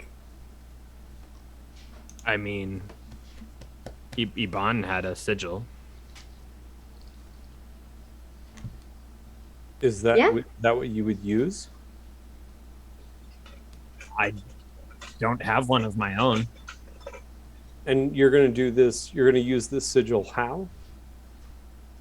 If we wanted to start the messianic rise of Geza Akos. The messianic rise. Yeah. Yes. Well, I mean, It starts with dried meat and rain. It starts small. Yeah. They will tell the story Breads that and it was fishes, first right? rice, and he turns it into dried meat. Well, I mean, these people that we rescued, are they? They're not on the Messiah train, are they? That was more like the. no. people I mean, like people know what exarchs are. They don't treat you like you're. That is another thing that I would say to Geza is Geza, what is an Avignon? Aren't those the? Actually, Aaron, metagame, isn't that the they were talking about like the angel people, like the exarchs that ascend to the highest Evangeon? level? As an Avengion, I'm pronouncing it Avignon. the Avengions I are was- the exarchs that elevate to the highest level, right? They're the angel people. Give me an Arcana check. Okay. I'll give you advantage because you're an exarch. So give me. That's good. Do that on. Jesus. 10. 10. No, you don't. You don't know what an Evangion is. Unfortunately, I learned my trade from an imprisoned and malnourished birdman. So Yeah. I would have loved to have stayed and talked with that guard and learned many things, like perhaps what is Avignon. Because apparently you are one. they seem to think so. Hopefully, that's a good thing. Are you talking, Aaron? You're muted. No, I'm not talking. Oh, okay. I just saw mouth movements. It was like, blah, blah. I was processing my whiskey. Okay. Or my Astacles wine. So having said that, though, like, what are you guys doing with these bodies? Because Mock you know, carried the bodies across the street one by one. okay. Yeah, I'm using blind. You don't have much time left before. All right. Then the then Juk family returns. I'll take one. Kraukus will take two, and we'll do it obscured. Yeah, I And think I'll- we should get rid of the dragon body too. We've got his necklace. Okay. That's enough. I mean, even now, as you emerge from the stable of the Messenger's Mount, you look back towards the caravan gate. You can still see that there is a mess of people, a mob. It's kind of turned into a not a complete riot, but it's still chaos over there. All right. Well, I will be very careful to maintain my concentration on our invisibility. But Kraukus, go ahead and leave those two over there against the far wall, the opposite side of where we are. I, on the other hand, am going to make my way as quickly as I can, weaving through this crowd, towards the edge of that mob. And I should be unnoticed by everyone as I Okay. do so. Okay. And is anything important happening when I get closer? I'd like to get a little more sense of what's happening here. Over towards the caravan gate. Wherever this mob is The riot in progress. rioting, yeah. Yeah, I mean, at this point, like, basically, everything that Geza did to try to, mollify the crowd and appease them with his, rain antics. At this point, it's kind of descended into mob on Templar, and now it's just. The rain obviously has stopped. You see a bunch of people who are still kind of damp. The midday sun is well over 140 degrees at this point. And it's oppressive. It's fucking oppressively hot. As you look in the distance, you can just see waves. Like, the people exist beyond waves of heat. And you just get a sense of, like, really what Geza managed to accomplish was to spark off latent tensions within the crowd, and now it's just this kind of brawl that's happening. Doesn't look like anyone's getting fatally harmed. There's a lot of head cracking, though. The Templar are using the blunts of their weapons scabbarded. They're using their weapons scabbarded to mollify the crowd. But it's not pretty. I mean, there are people laying in the street bleeding that you're uncertain whether or not they're alive or dead. Well, I'm actually kind of counting on it. That's where I dump this dragon guy's body.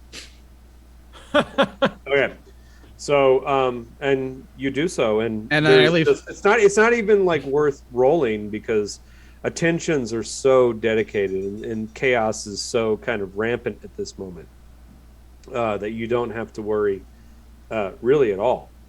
Okay, great.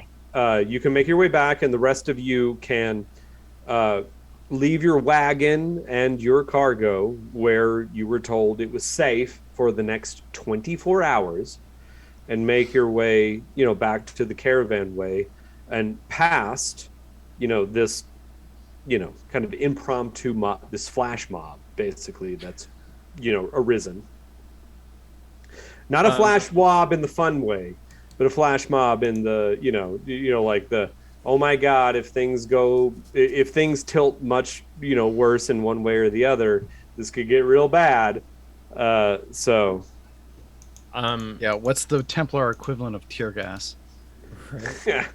Well, like flame shield, call lightning, Firebolt. Yeah, cloud kill. Cloud kill, spiritual guardian, But you're not sharing that with us, right? That's just your experience, Marc. I'll come back and tell you about it, but I don't think we're in danger, so I probably wouldn't warn you. Other than I come back and the dragon man is rid of. Okay. His death will not be connected to us. Baprasa, we need to hold your bag until we find Katendeo. He says, Baprasa says, that wasn't the deal. The deal was I get you past the gate, you return my bag with my Actually, the deal was that we returned your cylinders. No. Which I will do. The deal was you return my cylinders and my bag. Ma'ak can share the memory with you if you'd like to hear the deal. No.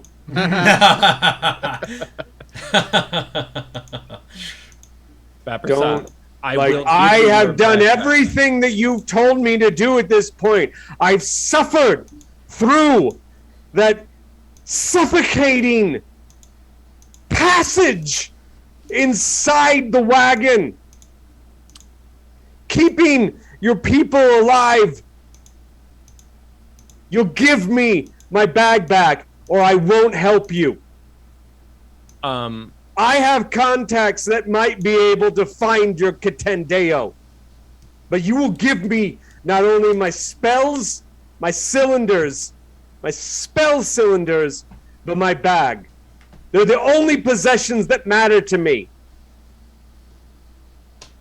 Give him back what he wants. As you wish. I'll dump everything out, and I will hand him, grudgingly, his bag and his cylinders, and grabs it greedily. I mean, you can see, like, Bap at this point, like, he is so fucking dehydrated and haggard.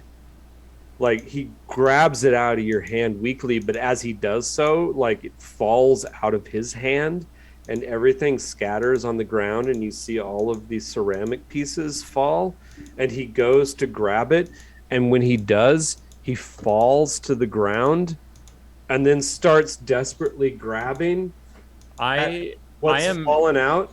I am helping him up and grabbing his things. Like, Baprasa, you had no way into the city without us. I'm sorry that you suffered. We made a deal. And the deal You'll honor the deal. You are getting You changed the deal, and yet we honor it. I know people in this city still. You treat me as if I am exiled, banished, and completely outcast. But there are still people on my side. We are still on your side. You're getting upset for nothing. Your dwarven friend would have killed me days ago. Maybe. Still like to. You're welcome. Dwarven friend would have killed a lot of people. You ask yourself, when you find yourselves in a place where there is only life and death, whether you would do what I have done. I would never defile Athos as you have done. You say that, but have you ever been there? Have I been a slave to an evil man? Yes, most of my life. Have I been a abused? defiler to boot. Have I been abused? Yes, most of my life. Have I defiled? No, never once. Well, good for you. But just because you're strong, don't assume that we all are. I would say, first off, he has had his gallon of water, right? So he is not so dehydrated anymore. And we are also giving to him the same pound of food and goods we are giving to everyone else. Of course. I would say to him, I would defile. Shit, I would do anything to survive another day.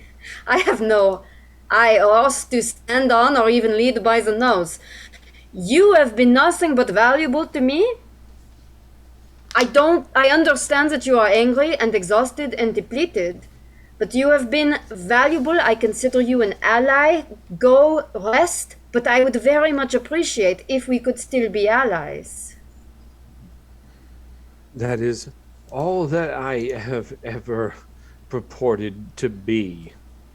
So, if you still want to find this Catandeo, I will seek out those contacts I still have in the city.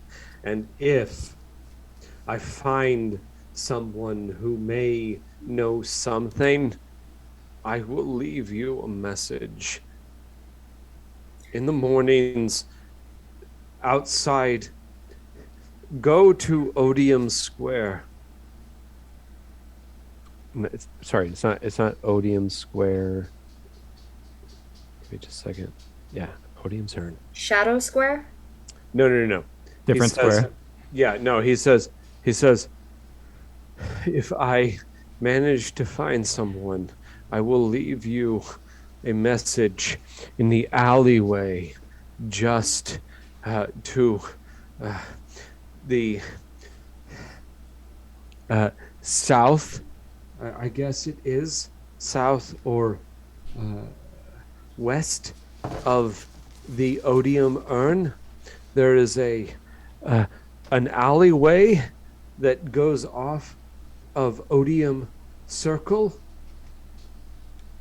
If I find someone with information about this Catandeo, I will leave a mark just inside the alleyway.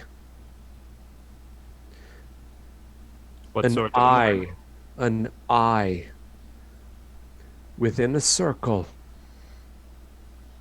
If I carve that into the plaster of the alleyway, find me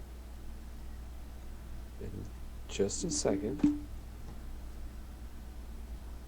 This is making me so grateful for cell phones right now. Yes, why don't we just text you back? Just text me, buddy. Perhaps I could drop you an email. I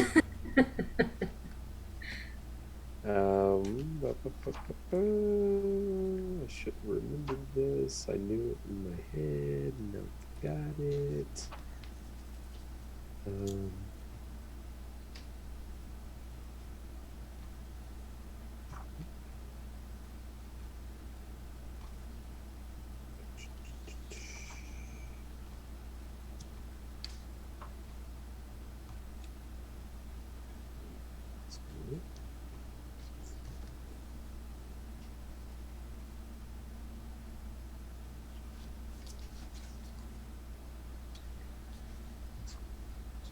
Riveting Twitch. It's not. Is it not here? Anyway, he gives us the contact protocols, right? That's He gives fine. you the Yeah, that's all we have. like that's the thing. Like he gives you the contact protocols. I will reiterate it next time because I kind of feel like it's not in the book here. It's only in the novels. But it's a wine shop in the Warrens. That he tells you if you go there, like check it as often as you can. If you go there and you find an eye within a circle, then you need to go to this particular wine shop, and he will. That means that he'll have the information for you, but he'll do what he can. But if we go to this wine shop, do we say your name? Because Ibel did not seem to be happy to hear your name.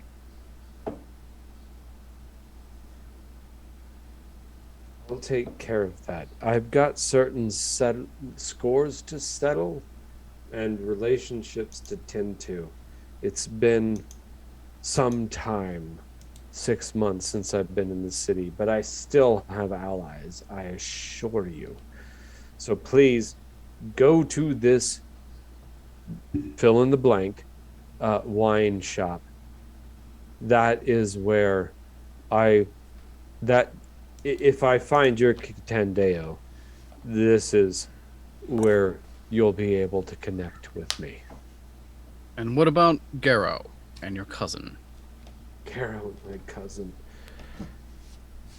I'm That's not. right. I had going a to- plan I am for you. not going to try. Like he says, I says, as much as I love my cousin, I am probably going to spend some time before I try to make contact.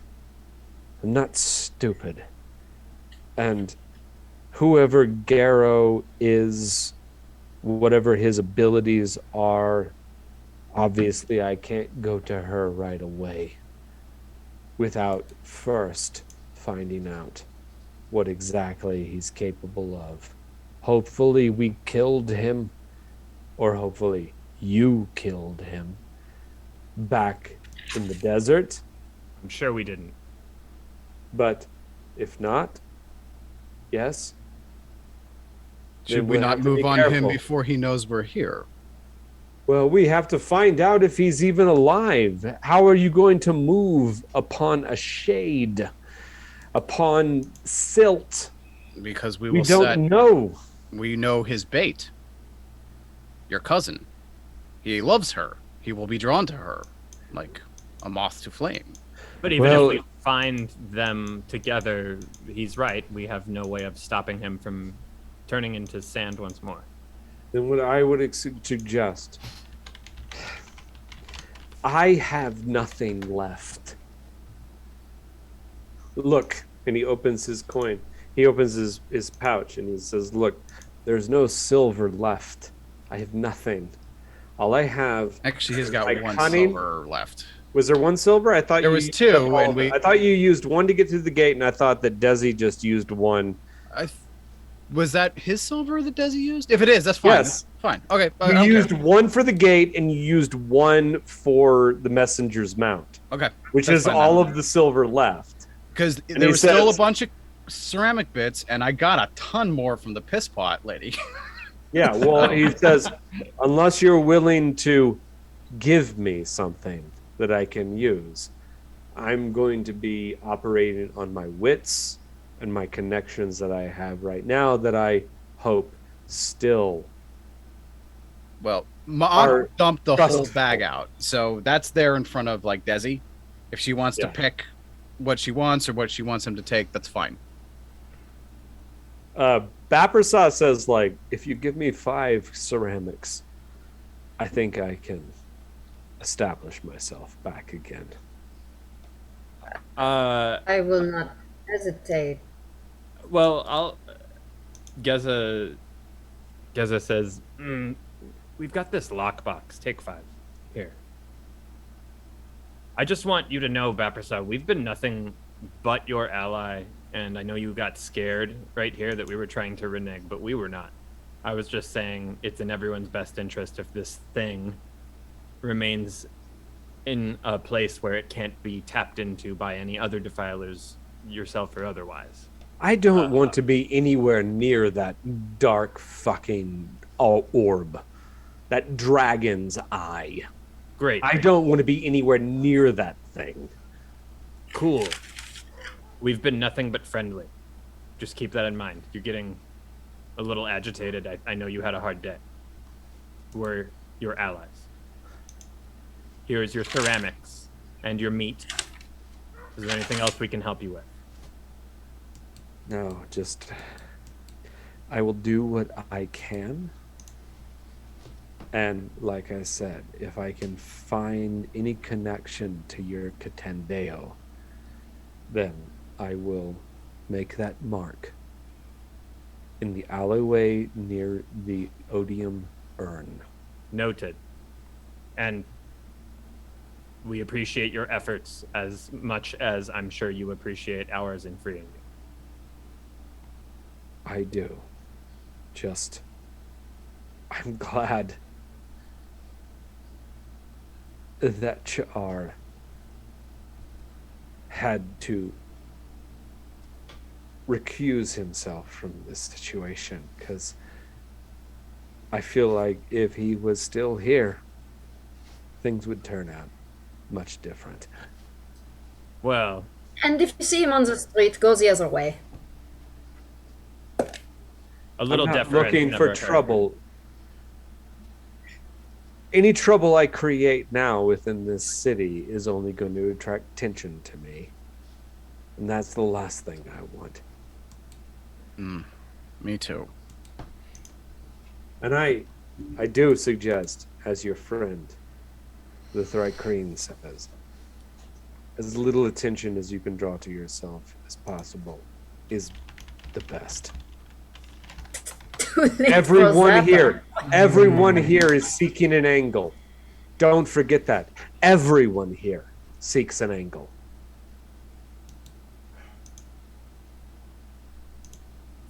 We know. Godspeed. Okay. All right. So, I guess we let people go, like out the back door, sneak them out the alleys, let them go in small groups, whatever. okay. So it's not suspicious. Yeah. But I mean, Ma'ak is probably standing there, staring at that fucking orb, just sitting on the ground now that he doesn't have any way to hide it. And it's like, who's gonna carry that thing? And so he basically just like lifts it up with his telekinesis, and just it hovers there in the air. In all seriousness, what's the cloaca situation on Gaza? Like, is there a body pocket that this can go in? It's probably Not too really. big for Is it I too mean, big? it's an orb that's about like that big around, and it's pulsating like a heartbeat. With light? Just this very subtle blue glow within. Just Do we kind of have pulsating. any opaque containers that it would fit inside of? You got wineskins, you got backpacks, you got, like your keg of Right, water. Specifically, something that the light is not going to escape from, is what I'm looking for. But those are the things I'm suggesting. Yeah, it's not a bright light. It's a very dim light. I mean, Kraukus, this was yours to carry. Do you want to carry it again? Yes, I will carry it again. All right, let's hide it in your pack then. Let's wrap it in silk or something. There's a And moment give you there. something There was just a obvious slight like moment there where literature. you're gonna. Sorry, I was making a stupid joke. But at any rate, go ahead, Desi. I'm sorry. In cities, it is very good to hide the valuable things, but give something obvious for street urchins, or else they will get in every crevice that you have. I don't know about cloacas. That was a metagame that was not spoken aloud. Wait, what were you trying to say? Cloaca. I don't even know. I just know he was talking about the unspeakable bird pouch, but I don't know the name. Birds. That's a birds great have- name for a punk band. The Unspeakable Bird Bird Pouch. Pouch. That's the name of the episode. Birds just Bird have pouch. one orifice where everything comes out of. Hey, baby. Poop. Yeah. I think poop, pee, and eggs come out of one hole. I How do you mean, say it, you though? have that. Don't birds have that like thing in their throat where they put like stones? Oh, I don't know about that. How is that different from people?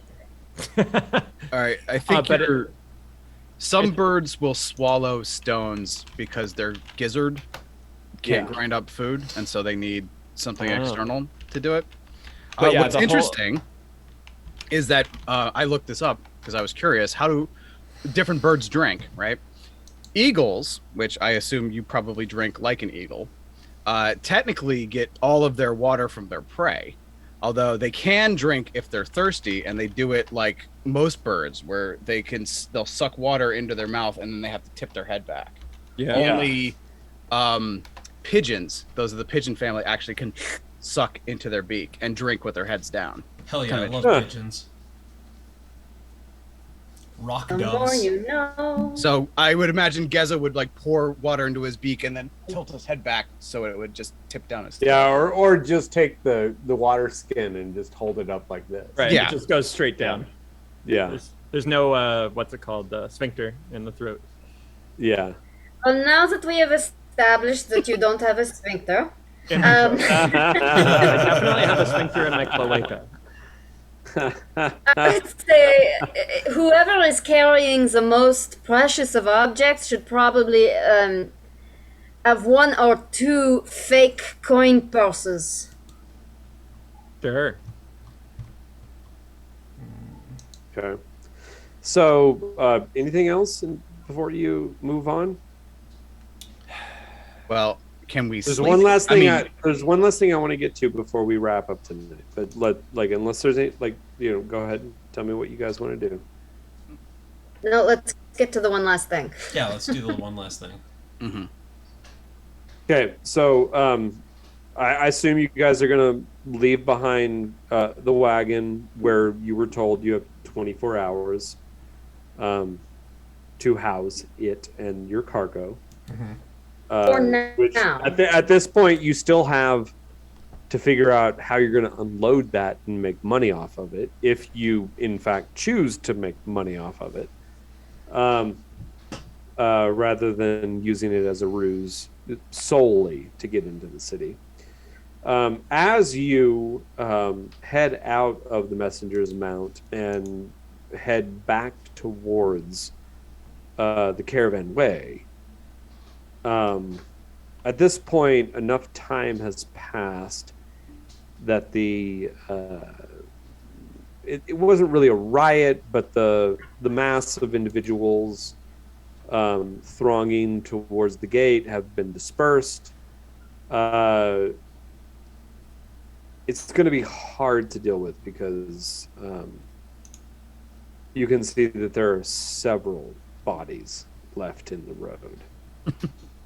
One I probably recognize. Yeah, and you have to wonder, think if you were directly responsible for that individual's death. Nope. But But the sun killed him. Definitely, it was the sun. yeah, definitely the sun. As you get closer, Desi, I'm not going to make you actually roll for a perception check on this. You start to make your way towards the intersection. You can see on the other side, on the outside of where the Drachamon station is. And the Drachamon station is basically just like an enclosure. It has like stone pillars that hold up a stone roof, creating kind of a shed, not too large. But inside there are stalls, and you can see there are a bunch of individuals milling about, and that is obviously where all of the Drachamon hang out. They dress all quite distinctively. They wear a red turban wrapped around their head, and a sort of a pale red and unbleached tunic.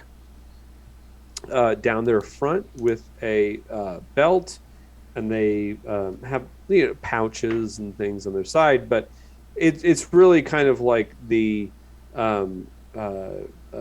distinguishing garments of the Drachamon. That Does it red, match that memory? red turban. That I- Memory of that I got off the necklace from the dragon guy. That he met somebody who was dressed in red robes. Is it the same? No. It's not Okay. the same. All right. Because it's red. It's not bright red. It's like a ruddy, earthy red, like natural. More like a maroon. Pigments. Yeah, natural pigments. Okay. Not like what you saw was obviously intensely brilliant red. Okay. An expensive robe. Yeah, for sure. And what the Drachamon wear are native pigments that their turbans are dyed in, and the tunics are very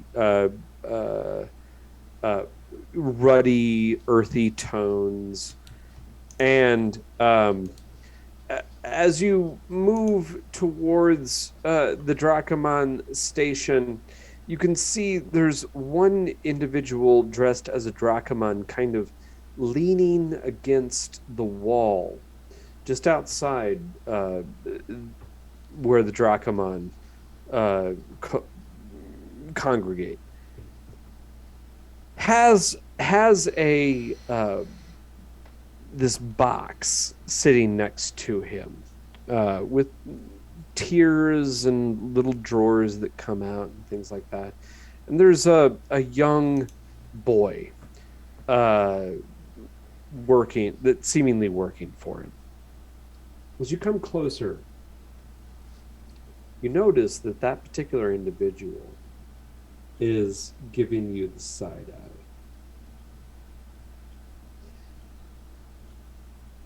Quite a bit. He grabs the cuff, giving Desi the side eye. A very kind of nondescript, like I'm not like unintentional side eye, but you notice it. Grabs the little boy by the cuff, pulls him close, whispers something in his ear. Reaches down into this kind of multi-tiered chest that he has sitting next to him.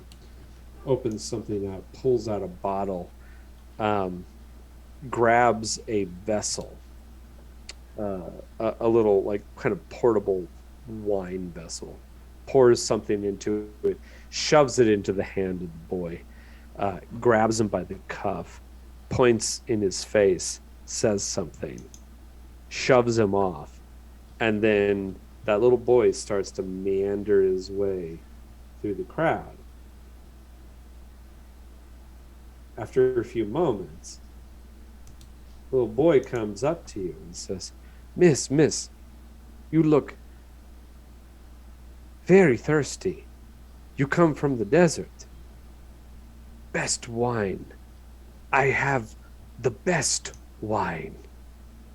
Please, you must, only one bit, just for you, because you are so beautiful. For you. My connection is shit, so I'm not so sure I got all of that. But I think all I know that I want to do right now is to use my poison sense and see if somebody's trying to poison me. Okay. Okay, so you use your poison sense. I'm not gonna make you roll for this. This is okay. Since Emelie is the first one to unlock her first like 3-part like her character arc using her beads, I'm not gonna make you go through any of kind of the steps. That way we get a sense of how this functions. But this is your character arc getting unlocked right now. You use your poison sense, and you definitely know that the wine that is being offered to you is poison of some kind. And here's the thing, though. When you look over to that person standing against the Drachamon station wearing the accoutrement of the Drachamon,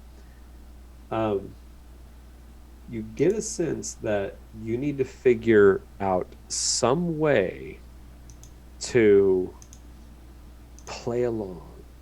It's hard. Like, you wish you could get a better look at the individual, but the turban that they're wearing has like kind of a shroud that comes down beside their face, and you can't get a clear look of who they are. But you know that what this little boy is offering you is poison of some kind. Okay, I missed most of that. Ah! Okay, so what did you miss? What did you miss? What did you hear? What did you miss? So here's right, my I'm gonna be impression. right back. I am being offered poison, and then you said something, and I heard the words "play along." Yeah. Okay, you Got nothing else, okay. You heard the important. and now I'm part. still frozen. Yeah, but can you hear me? Can you hear me? Okay, I can hear you now. Yes. You know that there's poison. You know, but you get the sense that you need to play along somehow so that you can get deeper into this and figure out who the fuck this person is. There's something here that's still very familiar to you. Okay. Okay. Do I have any sense of what kind of poison it is? Is it something that I'm familiar with that I've handled before? Give me a Shit, my connection. medicine check. Medicine check.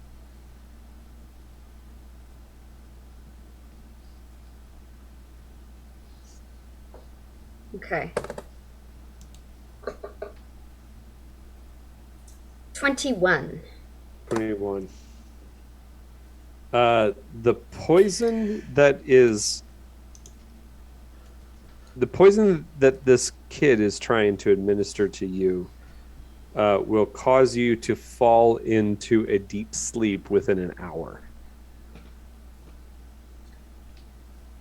Ah. Okay. How much did this kid ask for it? 1 bit. One ceramic One bit, bit? which is basically the amount, like it's a copper piece in old D&D. Regular. So I'm going to take a ceramic bit, I'm going to put it in the kid's hand, but I'm going to take hold of his hand and crouch down to his level. I'm going to take the poison wine, and I'm going to say, thank you. What can you tell me about the man who sent this to me? He just says, man, this, I don't know what you mean. And then he tries to run away. I'm Shall I going hunt to... him?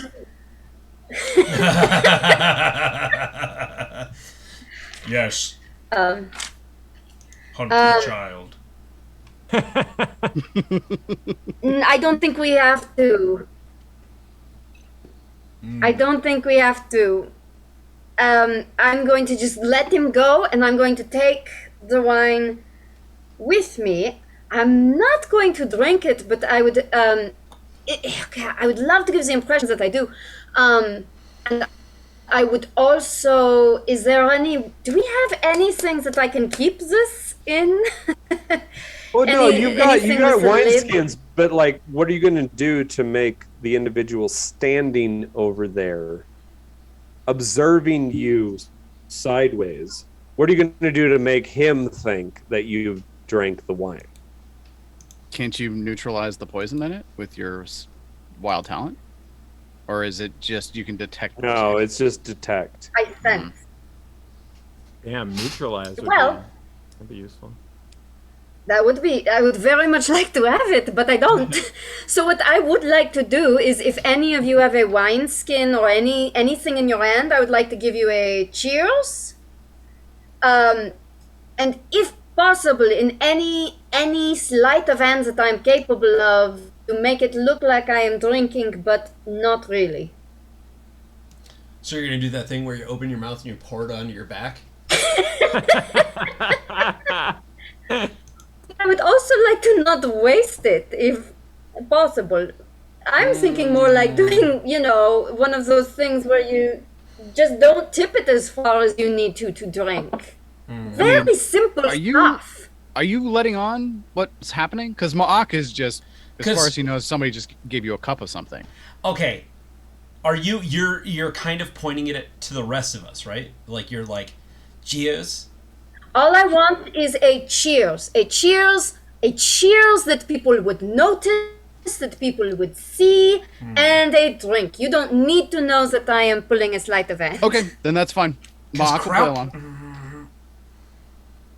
Okay. Crocus really does like wine. Oh, that's interesting. Wait, you don't have your own wineskin? No, that's why Crocus is...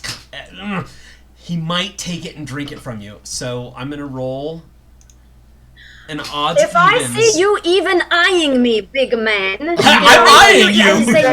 But you just said you don't like wine. No, I do like wine. You already drank. I drank a half yeah. I drank many gallons earlier today. Okay. Oh man, this is interesting. So Not for you. You For see you, me eyeing it. Please God, I had so many plans fail today. I want one plan to fucking work, not for you. Okay. Thoroughly chastised, I pout. Yes, you must remember Tok Chat. She drinks first, Crocus. I want it now, though.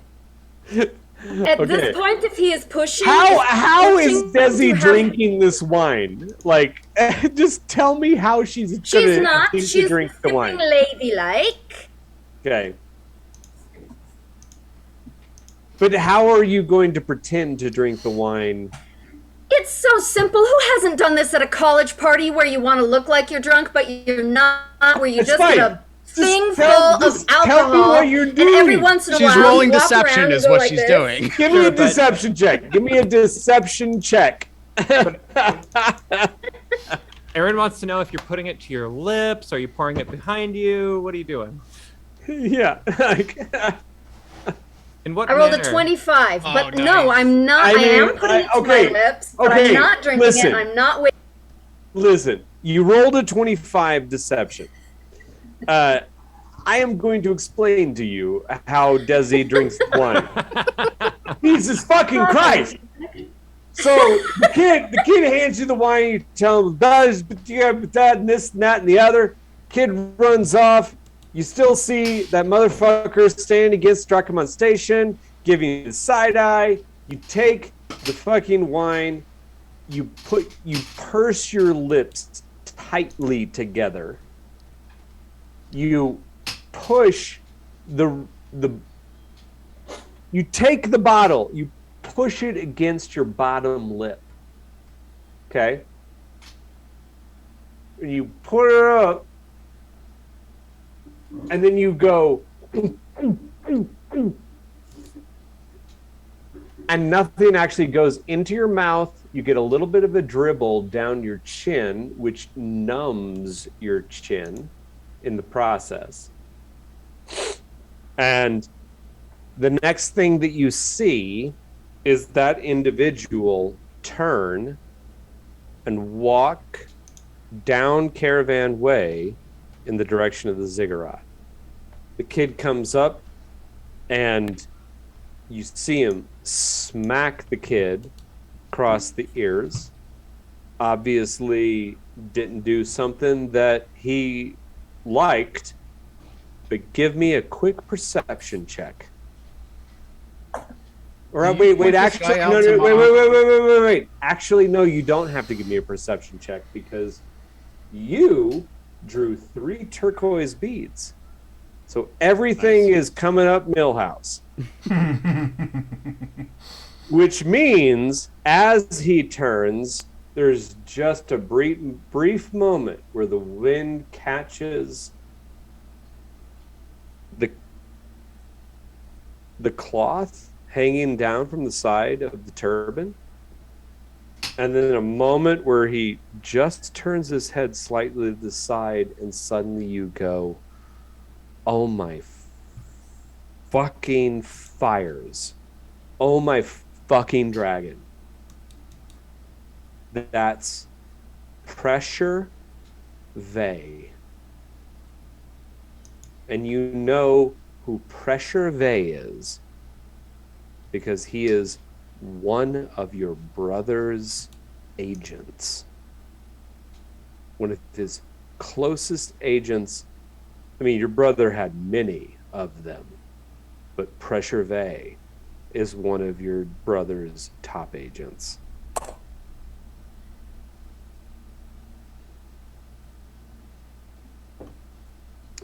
And I think that might be a good place to leave it tonight.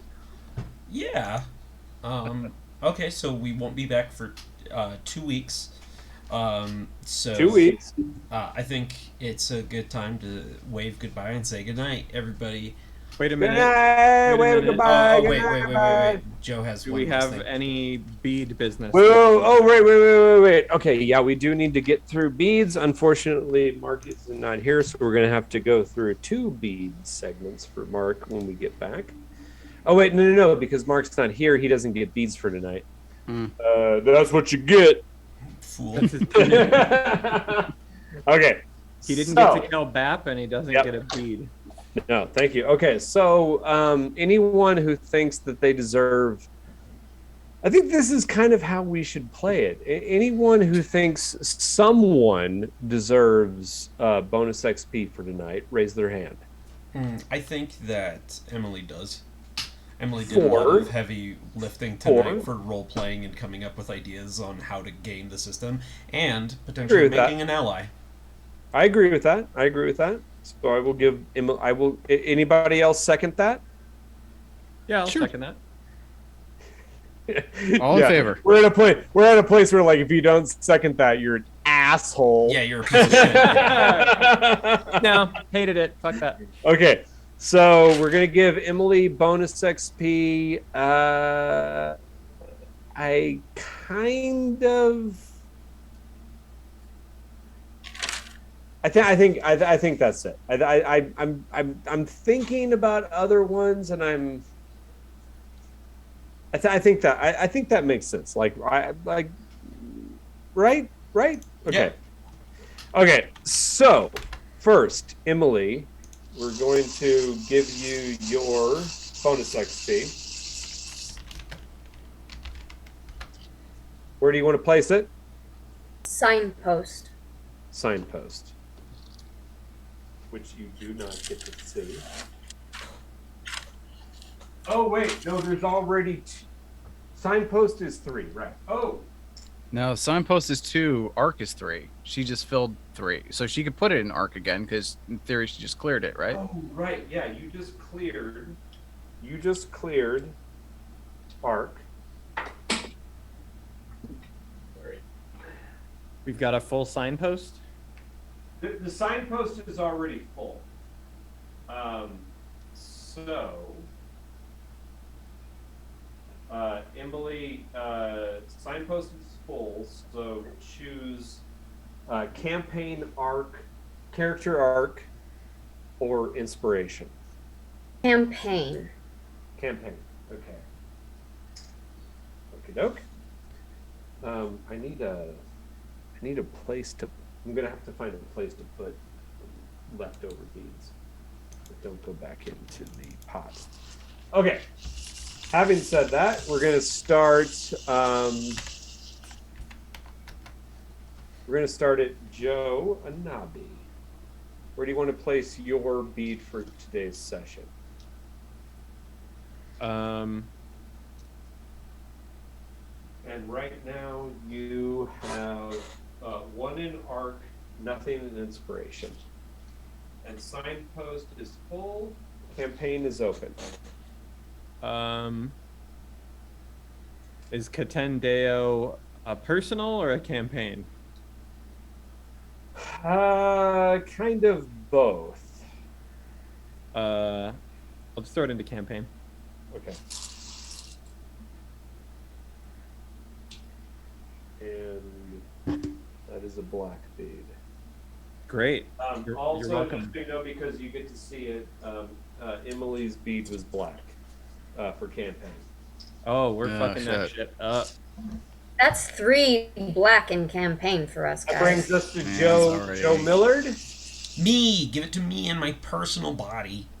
I want it for me. Inspiration or arc? Arc. Arc. Oh, turquoise bead. What does that mean? That's good. It's good. That's the first good one I think I've gotten. Yeah. Yeah, you had a black bead for your arc last time. I think I've only gotten black beads. Yeah. And we're now to Rob. Okay. I think I'm gonna put it in campaign too and just pull the trigger on it. Turquoise. Nice. And then the final one for your session is Emelie. Because if we gave you your bonus, now you get your session bead. Campaign. Campaign. Come on, turquoise. Oh, Yeah. This will load up the campaign, and that's a turquoise. Yay. All right. Still 3 to 2, but It's worse. no, it's actually it is 2 to 4. Oh. So 2 good, 4 bad? 2 good, two turquoise, 2 black, 2 obsidian, and there we go. Which means that theoretically next time or in the next, we'll see how it works out, but soon there will be a big campaign event happening. Wait, you said that it was 2 to 4, but there are 4 blacks? There's 4 black, Okay. there's 4 obsidian, and 2 turquoise. Okay. That's bad. Which is Okay. going to just kind of like determine, like, you know, kind of where it skews. You know, you're probably going to end up with some like kind of bad omens, which I mean, like for the most part, like everything has been bad omens. One of us is gonna die. So okay, yeah. So that has been tonight's session pre-Thanksgiving of Dark Sun, Fire and Sand. Thanks everyone for joining us tonight. We're so sad that Mark couldn't play tonight, but he will join us again as you guys return to the Golden Inex next time.